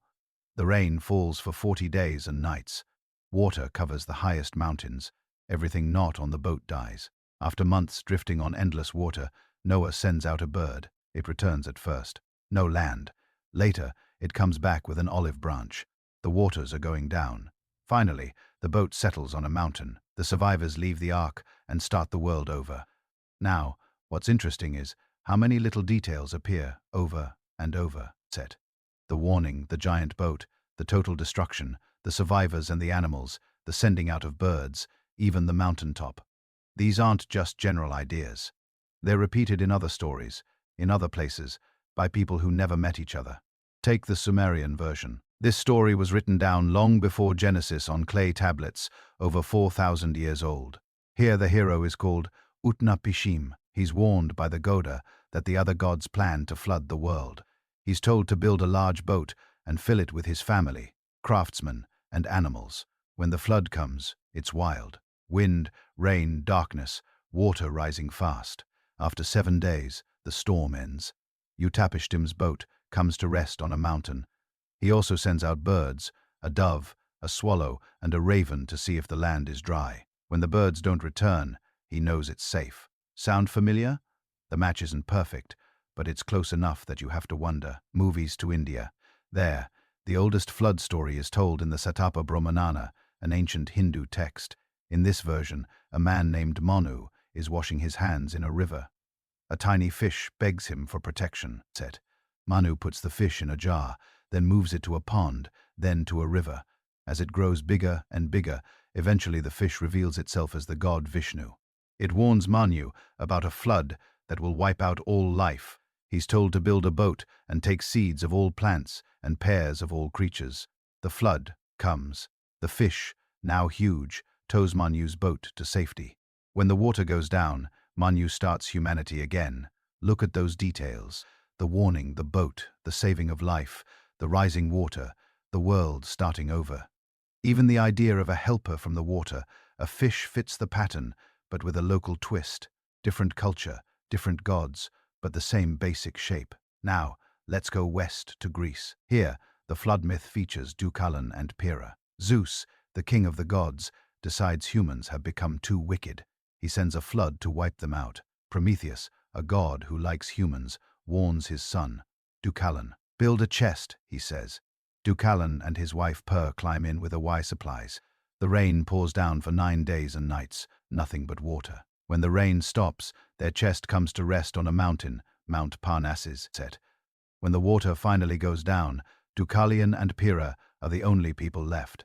They repopulate the earth by throwing stones behind them, which turn into people. Again, we see the warning, the building of something to float, survival of a chosen few, and a new start after the flood. The stone-throwing detail is odd, but it fits the pattern of creation from destruction. It's a hopeful twist. Life coming from barren ground. China has its own version, but it's different in some ways. Instead of a single world-ending flood, the stories talk about endless chaos caused by rising water. In some versions, a hero named Yu is given the task of controlling the floods. He spends years digging channels, draining the land, and creating order from chaos. He doesn't build a boat. He doesn't wait for the waters to go down. He works to tame the water and save his people. This story stands out because it's more about human effort than divine punishment. But the core is similar. An overwhelming flood, a threat to survival, and the start of something new when the danger passes. The myth of Yu the Great is so important that he's remembered as the founder of China's first dynasty. Let's look at another continent, North America. Many Native American groups remember a giant flood. The specifics change from tribe to tribe, but the pattern holds. In some stories, a trickster figure warns the people. In others, animals play a big part. The Ojibwe remember a flood that covers the world with only Nanabojo, the trickster, and a few animals surviving on a floating log. They send animals to dive down and bring up mud. Finally, a muskrat succeeds. From that mud, land is recreated. The survivors begin again. In South America, the Inca and their neighbors told stories of water rising to cover the land, leaving only a few people alive. Sometimes the survivors climb a high mountain, sometimes they hide inside caves, sometimes they're saved by a warning from a god or spirit. When the water goes down, life returns. Let's zoom out and compare what these stories have in common. First, most of them start with a warning. The hero is told by a god, an animal, or a dream that disaster is coming. Second, there's usually a way to survive, some kind of boat, chest, or mountaintop. Third, the destruction is complete. Everything is wiped away except for a small group. Fourth, there's a fresh start. The survivors rebuild, often with help from animals or gods. Now, the differences are just as revealing. Some stories focus on punishment. Humans did something wrong, so the flood comes to cleanse the world.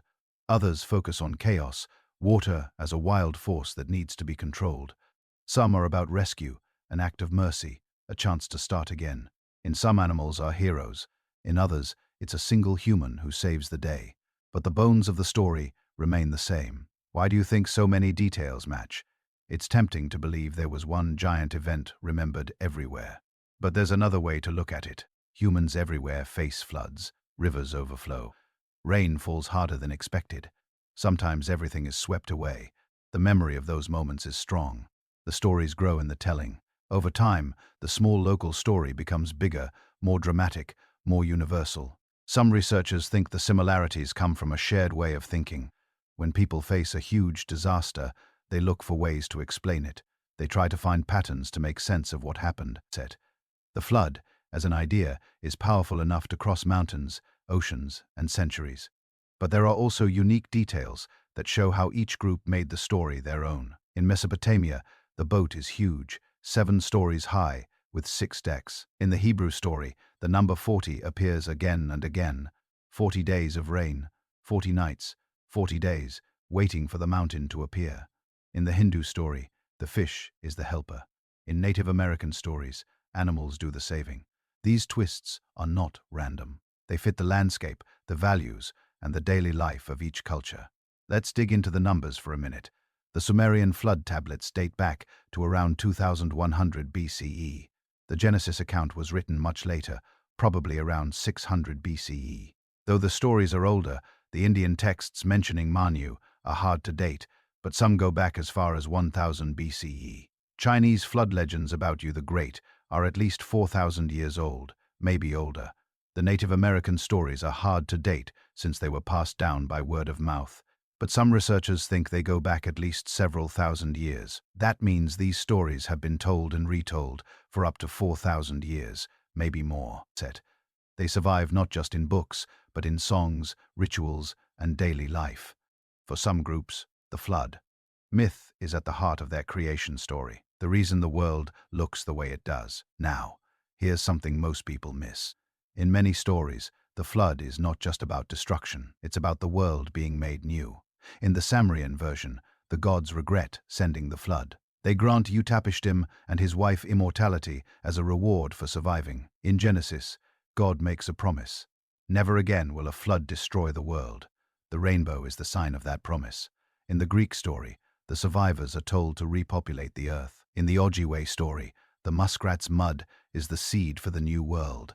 There's a cycle, loss, survival, and rebirth. Not every flood story is global. Some are local, tied to a single valley or river. The Murray of New Zealand remember a flood that covered their land, but it's not the whole world, just their world. Aboriginal Australians remember water rising to cover the coast, but their stories are about specific places. These stories feel just as real, just as powerful, but the scale changes. Let's look at what's missing. There are very few ancient myths about drought or fire that follow the same pattern. Total destruction, a single survivor, a new start. Earthquakes are remembered, but not as world-ending events. Floods, on the other hand, keep coming back. Maybe it's because water is both friend and enemy. Maybe it's because when water covers your world, it feels like nothing can survive. Or maybe it's just that floods leave such a clear mark. Mud, silt, ruined homes, washed out land. Sometimes flood stories include elements that sound impossible. In the Genesis story, the water covers mountains. In the Sumerian story, the boat is the size of a small building. In Native American stories, animals dive to the bottom of the sea and bring up land. These details are hard to believe if you take them literally, but if you see them as symbols, they make sense. They're about survival against all odds, about hope when everything seems lost. There's another pattern worth noticing. Many flood myths include a test. The survivors are chosen, warned, or saved because they did something right. They listened, they were kind, or they followed the rules. The people who didn't listen are lost. The lesson is clear. Pay attention. Be good. Respect the forces around you. Now, let's talk about the role of memory. Scholars think that for a story to last this long, it has to be useful. It has to explain something, teach something, or help people survive. Flood myths do all three. They explain why there are seashells on mountains. They teach people to watch for danger. They help groups bond over shared survival. The myth becomes a kind of tool passed down for safety as much as for comfort. Here's a little-known fact. In the Middle East, where the oldest flood stories come from, archaeologists have found layers of clay and mud in ancient cities. These layers are sometimes several feet thick with signs of sudden violent flooding. In the city there's a layer of silt that matches the time when the Sumerian flood story was first written. Not proof of a world-ending flood, but evidence that huge floods did happen and left scars in the earth. But what about places with no big rivers? Some, like the Pacific Islands, tell flood stories too. The difference is, their floods come from the ocean. Sometimes the sea rises without warning. Sometimes a wave, a tsunami, washes over the land. The survivors climb the highest hill or sail to another island. They remember the wave, not the river. But the rest of the story is the same. Warning, survival, rebirth. Let's pause and think about what all this means. The flood myth isn't just one story. It's hundreds of stories, each with its own flavor, its own heroes, its own lessons. But at the heart of each one is the same question. What happens when the world you know disappears? How do you start again? How do you explain the unexplainable? Maybe the flood stories are a way of dealing with change. Life is uncertain. The things you trust, your home, your land, your people can vanish in a day. The flood is a symbol of that fear, but it's also a symbol of hope. If others survived, maybe you can too. If they rebuilt, so can you. The myth gives people courage to keep going. What strikes me most is the way these stories grow and change. Every time they're told, something new is added. A new animal, a new hero, a new lesson. The story adapts to fit the world around it, but it never disappears. It's too important. So when you hear a flood myth, whether it's from the Bible, from Sumer, from the Ojibwe, or from an island in the Pacific, you're hearing more than a story. You're hearing a memory of disaster, a lesson about survival, and a promise that life can begin again. And that's why the flood myth keeps showing up. Not because it's just a tale, but because it's a map, a guide for what to do when the world changes. A reminder that starting over is possible even when everything seems lost. Let's take this a step further. Imagine your ancestors sitting around a fire telling the flood story. Maybe it wasn't the same words or even the same language, but the feeling was the same. Fear or hope and the belief that somehow things would be okay. Maybe that's why even today, the flood myth feels real. Maybe it's not just about water. Maybe it's about us, about how we face the unknown, about how we keep going. Next, let's see what these old stories might mean for us now. How the lessons inside them still shape the way we think, even if we don't notice. Let's step back and look at what all these flood stories might mean. Not just the facts or the legends, but what they actually say about us, about humans, about memory. about the things we fear and hope for. People often think that if a story is old, it must be simple. But flood myths are anything but simple. They're packed with layers. Ideas about loss, about punishment, about starting over, about the power of nature and the smallness of people. We tend to see them as just tales for children, but if you really pay attention, you start to see how deep they go. First, let's talk about fear. The fear of being swept away, of losing everything, is about as old as humanity itself. You don't need to live near a river to feel it. Even today, people have nightmares about water rising, about waves crashing down. Water is life, but it can also be the end of life. Floods erase the map. They take away homes, fields, roads, everything that made a place familiar. That kind of loss is hard to forget.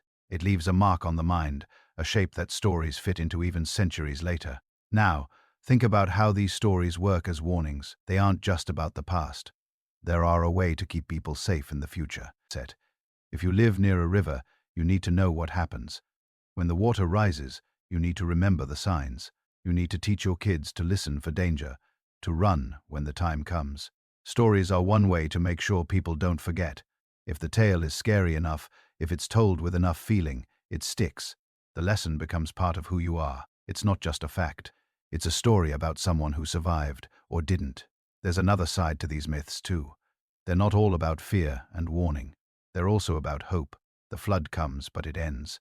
The world is washed clean, but someone is left alive. Animals, seeds, a family. Someone climbs out of the water and starts again. That's the message that runs through almost every flood myth. No matter how bad things get, there's a chance to rebuild. The rainbow after the rain, the mountaintop after the storm. Even when it feels impossible, the story says, don't give up, there's a way forward. Let's get a little more specific.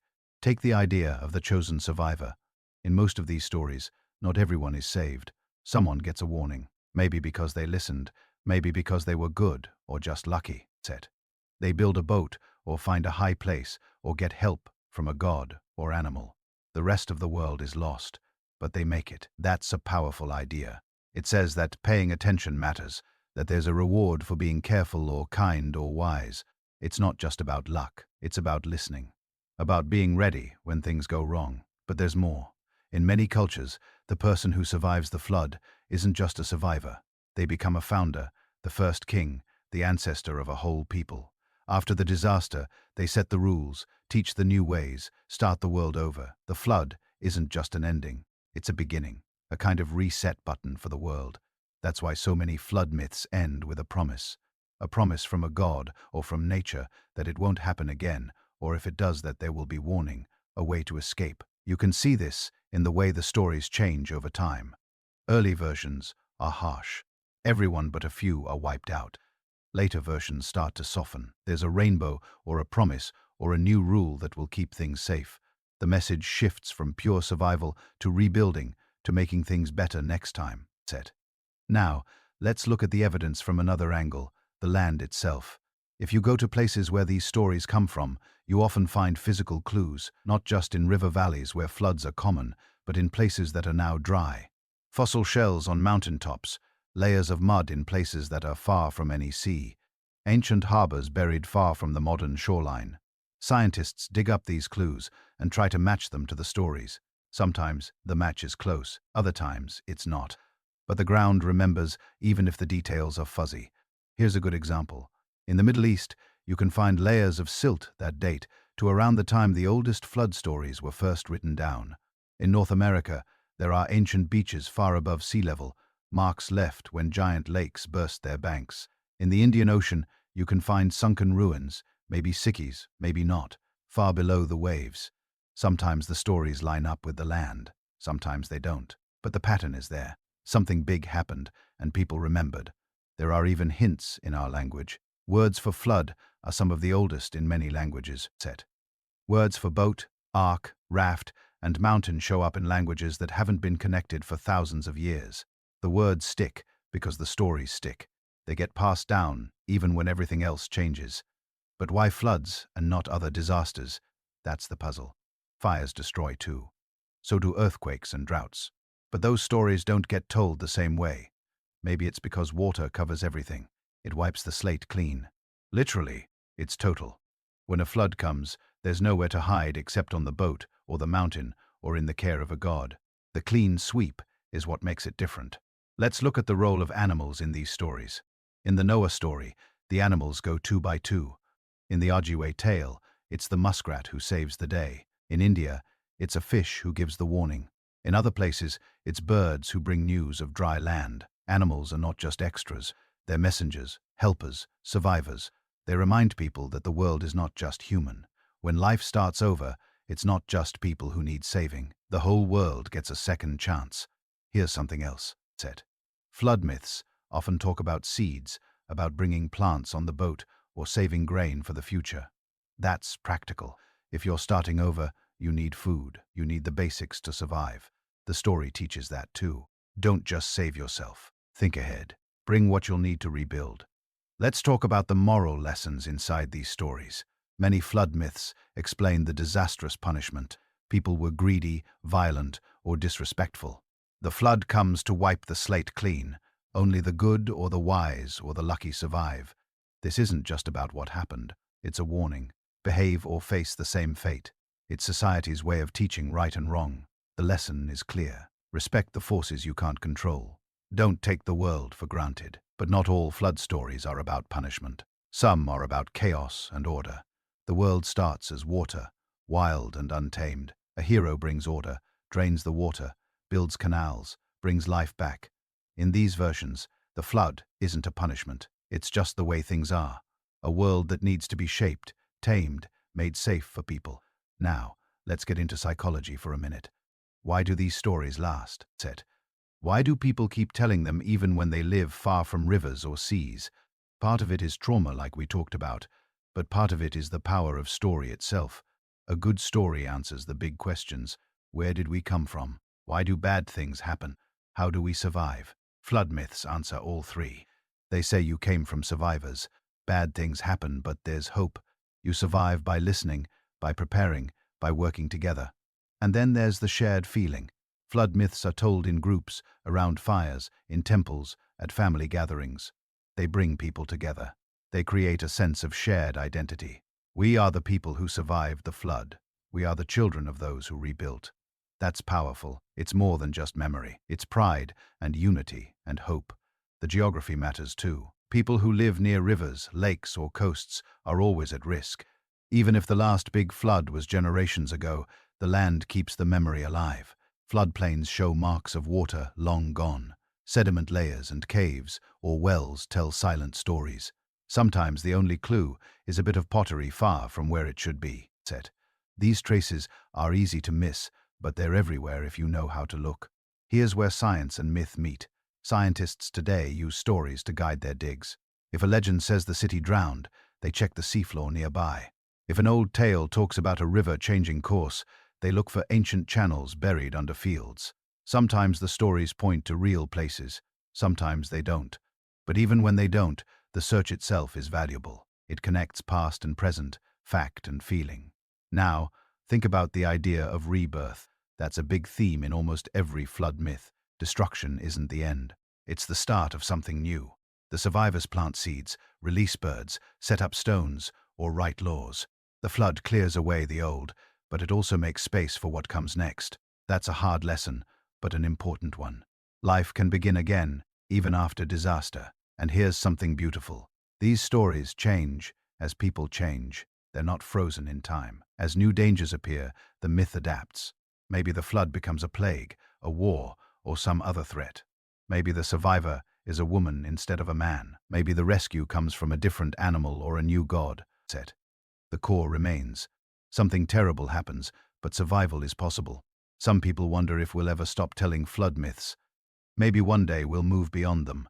But every time there's a real disaster, a hurricane, a tsunami, a big storm, new stories appear. Old lessons are retold in new ways. The myth is alive, even now. Let's talk about what all this means for us right now. Most of us don't live in the world of our ancestors. We have weather reports, flood barriers, insurance, but the fear is still there. When the news shows pictures of cities underwater or people climbing onto roofs to escape rising water, something stirs inside us. It feels old. It feels familiar. The story is still with us. And maybe that's the point. Flood myths aren't just about water. They're about losing control, about facing the unknown, about what happens when everything safe is gone. But they're also about starting over, about hope, about the courage it takes to rebuild. They remind us that we come from survivors, that we're stronger than we think. So when you hear a flood story, whether it's from an ancient tablet, a sacred book, or your grandmother's memory, know that you're hearing something important. It's not just a story. It's a message passed down through the ages. A reminder life is unpredictable, but not hopeless. The flood will end. The waters will go down. Someone will climb out wet and shaking and begin again. That's the lesson hidden in the myth. Not just fear, but hope. Not just loss, but renewal. And as long as people tell stories, that message will survive. Now, let's imagine what all this looks like from a distance. A planet shaped by water. A species shaped by memories of disaster and survival. Every culture, every family carrying its own version of the same truth. We faced the flood before, and we'll face it again, but we'll keep going. That's what the flood myth really means. It's not just about the past. It's a guide for the future. A kind of promise hidden in a story that no matter what comes, we'll find a way to start over. That's what makes these stories last. That's what makes them matter. Imagine waking up one morning in a place you've always called home, somewhere your family has lived for as long as anyone can remember. Maybe it's a small village near a river or a cluster of houses close to the coast. The land is familiar. You know, every path, every stone, every twist in the water. Your parents and grandparents told you stories about the river's moods. Sometimes it's gentle, sometimes it rises and floods the fields, but it always goes back down. It always leaves something behind. But now, something feels different. The rain has been falling for days, not just a normal downpour. This is endless. The sky is heavy, grey, pressing down. The river is already out of its banks. People are nervous. Old people mutter that they've seen this before, but not like this. You stand with your neighbors, staring at the water. It keeps rising faster than it ever has. Trees disappear, roads vanish, the fields are gone. The current is strong, pulling at everything in its path. You hear shouting. People are gathering what they can carry. Food, tools, blankets. Some are piling into boats. Others are climbing to higher ground. The water reaches your doorstep. It's cold, muddy, full of things floating by. Branches, baskets, even whole roofs. You grab whatever you can. There's no time to think, just move. People are crying, calling out names, looking for their families. Animals are loose, running in panic. The world you knew is slipping away, covered by water that won't stop. This isn't just a scary story. This is something that has happened in one form or another to people all over the world. It's the kind of disaster that no one forgets. It shakes everything.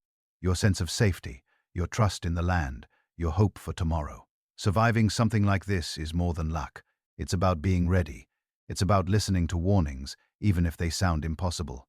It's about knowing when to run and when to hold on. The human experience of a flood is more than just running from water. It's the panic when the ground gives way beneath you, the smell of wet earth and broken plants, the sound of things crashing in the dark, the taste of fear in your mouth, the feeling that everything stable is gone. People who survive remember these details forever. They can't help it. The memory is burned in sharper than any normal day. After the water goes down, the world is strange. Mud everywhere. Houses tilted or broken, livestock missing, fields ruined. Sometimes nothing is left but pieces. You pick through the wreckage looking for anything you can save. Sometimes you find something precious, a tool, a keepsake, a scrap of cloth. Sometimes you find nothing at all. People gather together, silent, numb, not sure what happens next. But here's what's strange and kind of amazing. People start to rebuild. They clear the mud. They share what little food is left. They tell each other what happened over and over, trying to make sense of it. The first night after the flood, maybe everyone sleeps in one dry house, or in a cave, or under a tree on high ground. Someone lights a fire. People sit together, not talking much at first, just listening to the crackle, feeling the warmth, trying to believe they're safe again. Then someone starts to speak. Maybe it's just a simple question. Did you see the water take the old bridge? Maybe it's a memory. I remember when my father said the river could rise this high. Little by little, the story grows. People add details, what they saw, what they lost, what saved them. Children listen with wide eyes. Even the grown-ups are quiet, letting the story settle into their bones. This is how a flood becomes more than just an event. It turns into a story, not just a warning, but a record, something to pass down. So the next time the river rises, people remember. The story changes with each telling, but the heart of it stays the same. Water came. Everything changed. We survived. Now zoom out. Imagine this scene playing out not just in one village, but in hundreds, thousands, different languages, different customs, but the same fear, the same shock, the same need to explain what happened. This is how a shared memory is born, not from books, but from stories told around fires, from scars on the land, from the things people carry with them, both the objects they save and the lessons they learn. Let's look at a few real examples of how flood shaped human lives in ways that go beyond the obvious. Not just what was destroyed, but how people changed, how they adapted, how the flood left its mark. Start with Mesopotamia, the land between the Tigris and Euphrates rivers. This is where some of the earlier cities grew up, places like Eridu and Lagash. People built their houses out of mud brick. They dug canals to bring water to their fields. The rivers were a blessing, but also a threat. In years, when the snow melted fast in the mountains, the rivers rose higher than anyone expected. Whole towns disappeared under brown water. Sometimes the floods were gentle, leaving behind rich soil. But every so often, the rivers went wild. Dikes broke. Water swept away everything in its path. Archaeologists have dug up layers of mud in these ancient cities. Sometimes in the middle of where a house should be, there's just silt, no bricks, no pottery, nothing. Other times, they find a clean layer of clay with new buildings on top. It's as if people left, then came back and started over. They didn't give up. They rebuilt, sometimes stronger than before. They built higher walls, better drainage, new temples to ask the gods for mercy. The flood changed not just the land, but the way people lived. It forced them to work together, to plan, to think about the future. The Nile is another good example. Every year, it flooded. People counted on it. They measured the water, watched for the first rise. There were special stones, NYOMETREs, that showed how high the water was getting. Too low, and there was famine. Too high, and villages drowned. The Egyptians learned to live with this rhythm. They built their calendar around it. They invented ways to store water, to move it where it was needed. And when the flood came too strong or too early, it was a disaster, but also a lesson. People remembered the bad years. They told stories about angry gods, about the river's power, about the need to stay humble, move east to China. The Yellow River is famous for its floods. It's not just a river, it's a force of nature. It carries more silt than any other river on Earth. Sometimes the riverbed rises so high that it sits above the land around it, held in place only by levees. When those levees break, the water spreads for miles, turning fields into lakes. In 1931, the Yellow River flooded so badly that millions of people had to flee. Towns vanished. The land was changed forever. This wasn't the first time. There are records of huge floods going back thousands of years. Each time people adapted. Sometimes they moved. Sometimes they rebuilt elsewhere. Sometimes they tried to tame the river with new technology. But the memory of disaster never left. Let's talk about what happens to people after a flood. When the excitement is over and the hard work begins. First, there's shock. People are tired, hungry, maybe injured. They look for lost family. They check to see what survived. Then comes the work, cleaning, rebuilding, planting new crops. Sometimes whole villages move to higher ground, leaving behind the old life. Sometimes they stay and try again. The flood forces people to make choices. It tests what matters most: family, food, faith. It changes the way people see the world. But floods don't just destroy. Sometimes they bring new life. The mud left behind can make fields richer. Fish might be trapped in pools easy to catch. New plants spring up. People learn to see both the danger and the gift. They learn to plan for both. There's something else too. After a big flood, people often create rituals or ceremonies. They might hold a feast to thank the river for sparing them, or a day of silence to remember those lost.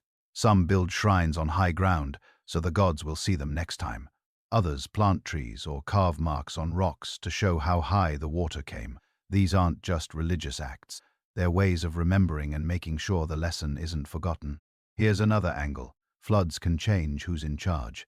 After a disaster, Old leaders might be blamed for not protecting the village. New leaders might rise up promising to keep everyone safe. Sometimes the survivors are the ones who listened to warnings, who acted quickly, who helped others. They become respected, maybe even legendary. In some cultures, the founder of a new dynasty is someone who survived a great flood. The disaster becomes part of their claim to power. I lived through the worst. I know how to keep you safe. The flood doesn't just reshape the land, it reshapes society. Floods can also change how people think about time. Before the flood, life might have seemed predictable. The seasons came and went. Crops grew, children were born. After the flood, time feels split in two, before and after. People count years from the great disaster. They mark anniversaries. They tell their children, this is how the world was before the water came. The flood becomes a marker, something that divides history. Let's talk about memory. Not just what actually happened, but how people remember it. Scientists call this collective memory. The way a group remembers something, even if most of them weren't there. Floods create these memories because they're dramatic, emotional, life-changing. The story gets told and retold. Details might change, but the feeling stays over time. The memory becomes a myth. Maybe the water didn't really cover the whole earth. Maybe it was just one valley. But the story grows until it feels like the end of the world.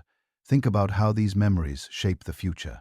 Children who grow up hearing flood stories are more likely to listen to warnings. They might build their houses higher or further from the river. They might keep boats ready or store extra food. The story is a kind of insurance, a way to keep the next disaster from being as bad. Now, let's consider the emotional side. Living through a flood isn't just about physical survival. It's about dealing with loss. The loss of a home, a loved one, a way of life. Some people come through stronger. Others carry wounds that never heal. But almost everyone who survives a big flood is changed by it. They see the world differently. Maybe they're more careful, or more grateful, or more determined.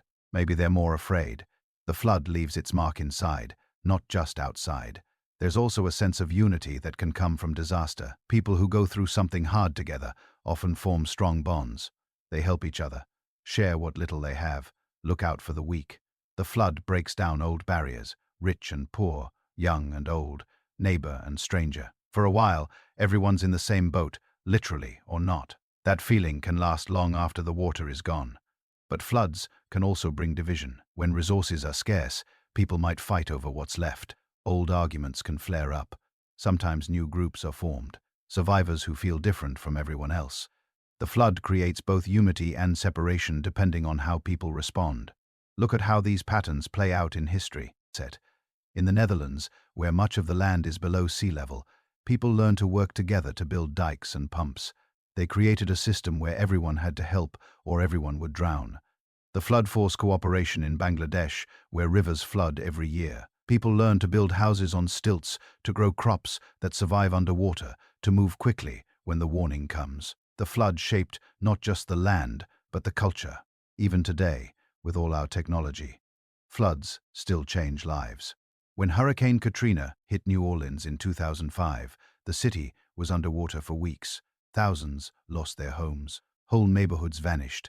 The people who lived through it still talk about what they saw, what they lost, how they survived. The memory is fresh, even for those who were just children at the time. In 2011, a massive tsunami hit Japan. Waves up to 130 feet high crashed over the coast. Towns were destroyed in minutes. The survivors rebuilt. But the memory of that day shapes everything they do now, where they live, how they prepare, what stories they tell their children. Here's the thing that keeps me curious. No matter when or where floods happen, people respond in similar ways. They remember, they rebuild, they tell stories. The details change, but the pattern is there. Loss, survival, hope. Over time, the story becomes bigger than the event. It turns into a lesson, a warning, a promise. So, what does all this mean for us? Maybe it's a reminder that we're not as separate from the past as we think. The fears, the hopes, the ways people cope with disaster, they haven't changed much. The details are different, but the emotions are the same. When we hear ancient flood stories, we're hearing echoes of real lives, real losses, real courage. Maybe it's also a lesson about humility. The world is bigger than any one person or any one generation. Water can shape the land, erase cities, start the world over, but people adapt. They find ways to survive. They remember, and they pass those memories on. And maybe most important, it's a lesson about hope. The flood doesn't last forever. The water goes down. People come out of hiding, blinking in the sun, and start again. The world is never quite the same, but life goes on. That's what the old stories say. That's what the land remembers. That's what survivors know. In the end, the human experience of flood is about more than disaster. It's about memory, about coming together, about starting over. It's about turning fear into story and story into strength. That's why these tales have lasted so long. That's why they matter, even now. And that's why, as long as there are people to listen, the memory of the flood and what comes after will survive. So after all this talk about floods, let's step back and look at the big picture. Why do these stories matter? Why do they show up everywhere, lasting longer than most memories? It's more than just water rising and people running. There's something deeper in the way these stories stick around. They aren't just warnings. They aren't just legends. They are a window into how humans think, feel, and survive through change. Start with the basics. People everywhere have watched water shape the world. They've seen rivers change course, lakes disappear, and seas creep up over land. Sometimes it happens slow. Other times, everything shifts in a single night. If you've ever seen a flood, even a small one, you know how fast things can go from normal to chaos. The ground turns to mud. The places you trust turn dangerous. What used to be safe is suddenly gone. But the real lesson isn't just about water. It's about how humans react when their whole world changes. Some disasters come and go, leaving little behind. Floods leave scars you can see. They also leave stories, and those stories work their way into the bones of a culture. They turn into something bigger than just a memory of disaster. Why does that happen? There are a few reasons. First, floods wipe the slate clean. They don't just damage a village or a field. Sometimes they erase everything. When that happens, people are forced to start over. That's a powerful experience. It's not something you forget. When you rebuild from nothing, every choice feels important. You remember the mistakes. You remember what saved you. Often that gets turned into a story handed down to anyone who will listen. Second, floods blur the line between normal life and something bigger. Water has always been mysterious. It can be calm or wild, gentle or deadly. In a flood, it stops obeying the rules. It acts like a force with its own will that makes people wonder why it happened. Was it a punishment? A message? Just bad luck? When you can't answer those questions, you start telling stories to make sense of what happened. That's how myths are born. There's another layer too. Floods connect people to each other.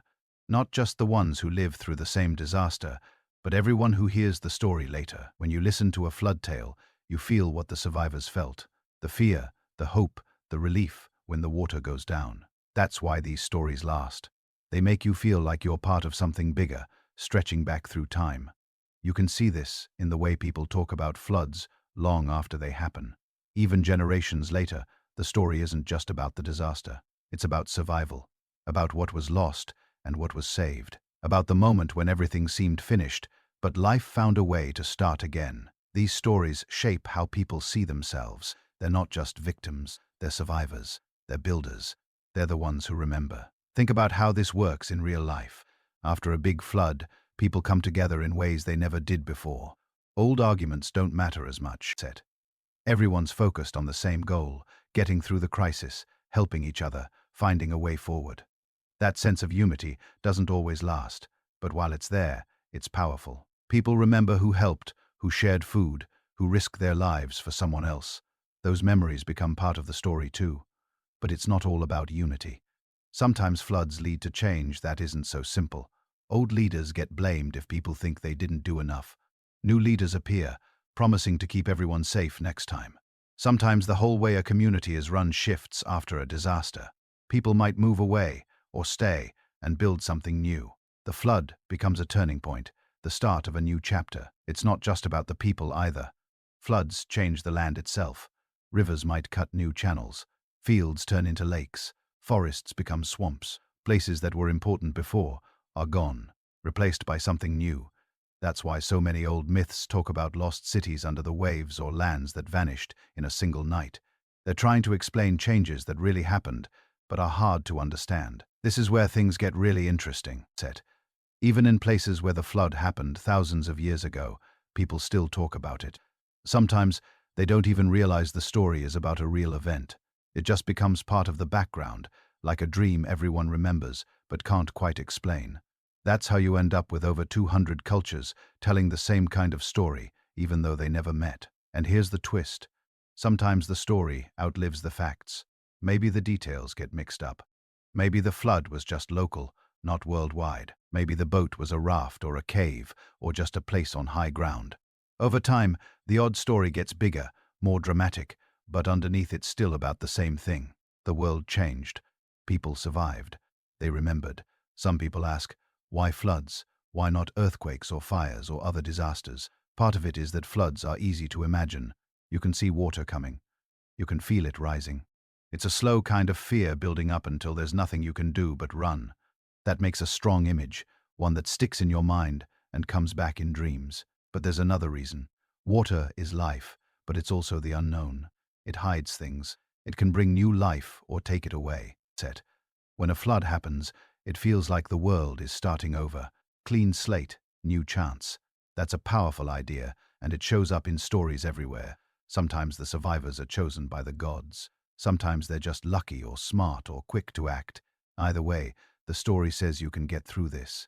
You can start again. That's one of the big lessons from all these myths. If you look close, disaster isn't the end. It's just a new beginning.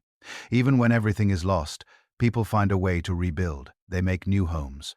They plant new crops. They tell new stories or keep the old ones alive. The world goes on, even if it looks different than before. Let's look at the other side.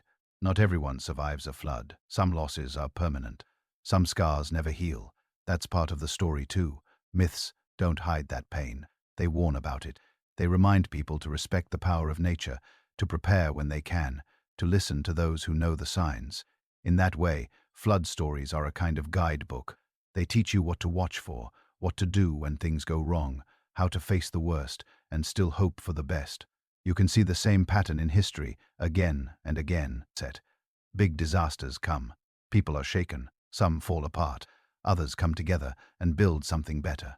Over time, the story of what happened becomes more than just a warning. It's a source of pride, proof that people made it through, that they didn't give up even when it seemed like the whole world was against them. And that's why these stories matter. Even now, we live in a world that still changes. Floods still happen. People still lose everything and start over. The details are different. Maybe it's a hurricane, or a tsunami, or heavy rains that last for weeks, but the feelings are the same. The shock, the fear, the hope that things will get better. The memory of what was lost, and the dream of what could come next. Flood stories remind us that we're part of a long chain. We're not the first to face disaster, and we won't be the last. Our ancestors lived through their own floods, both real and imagined. They passed down what they learned, hoping we'd listen. Sometimes we do.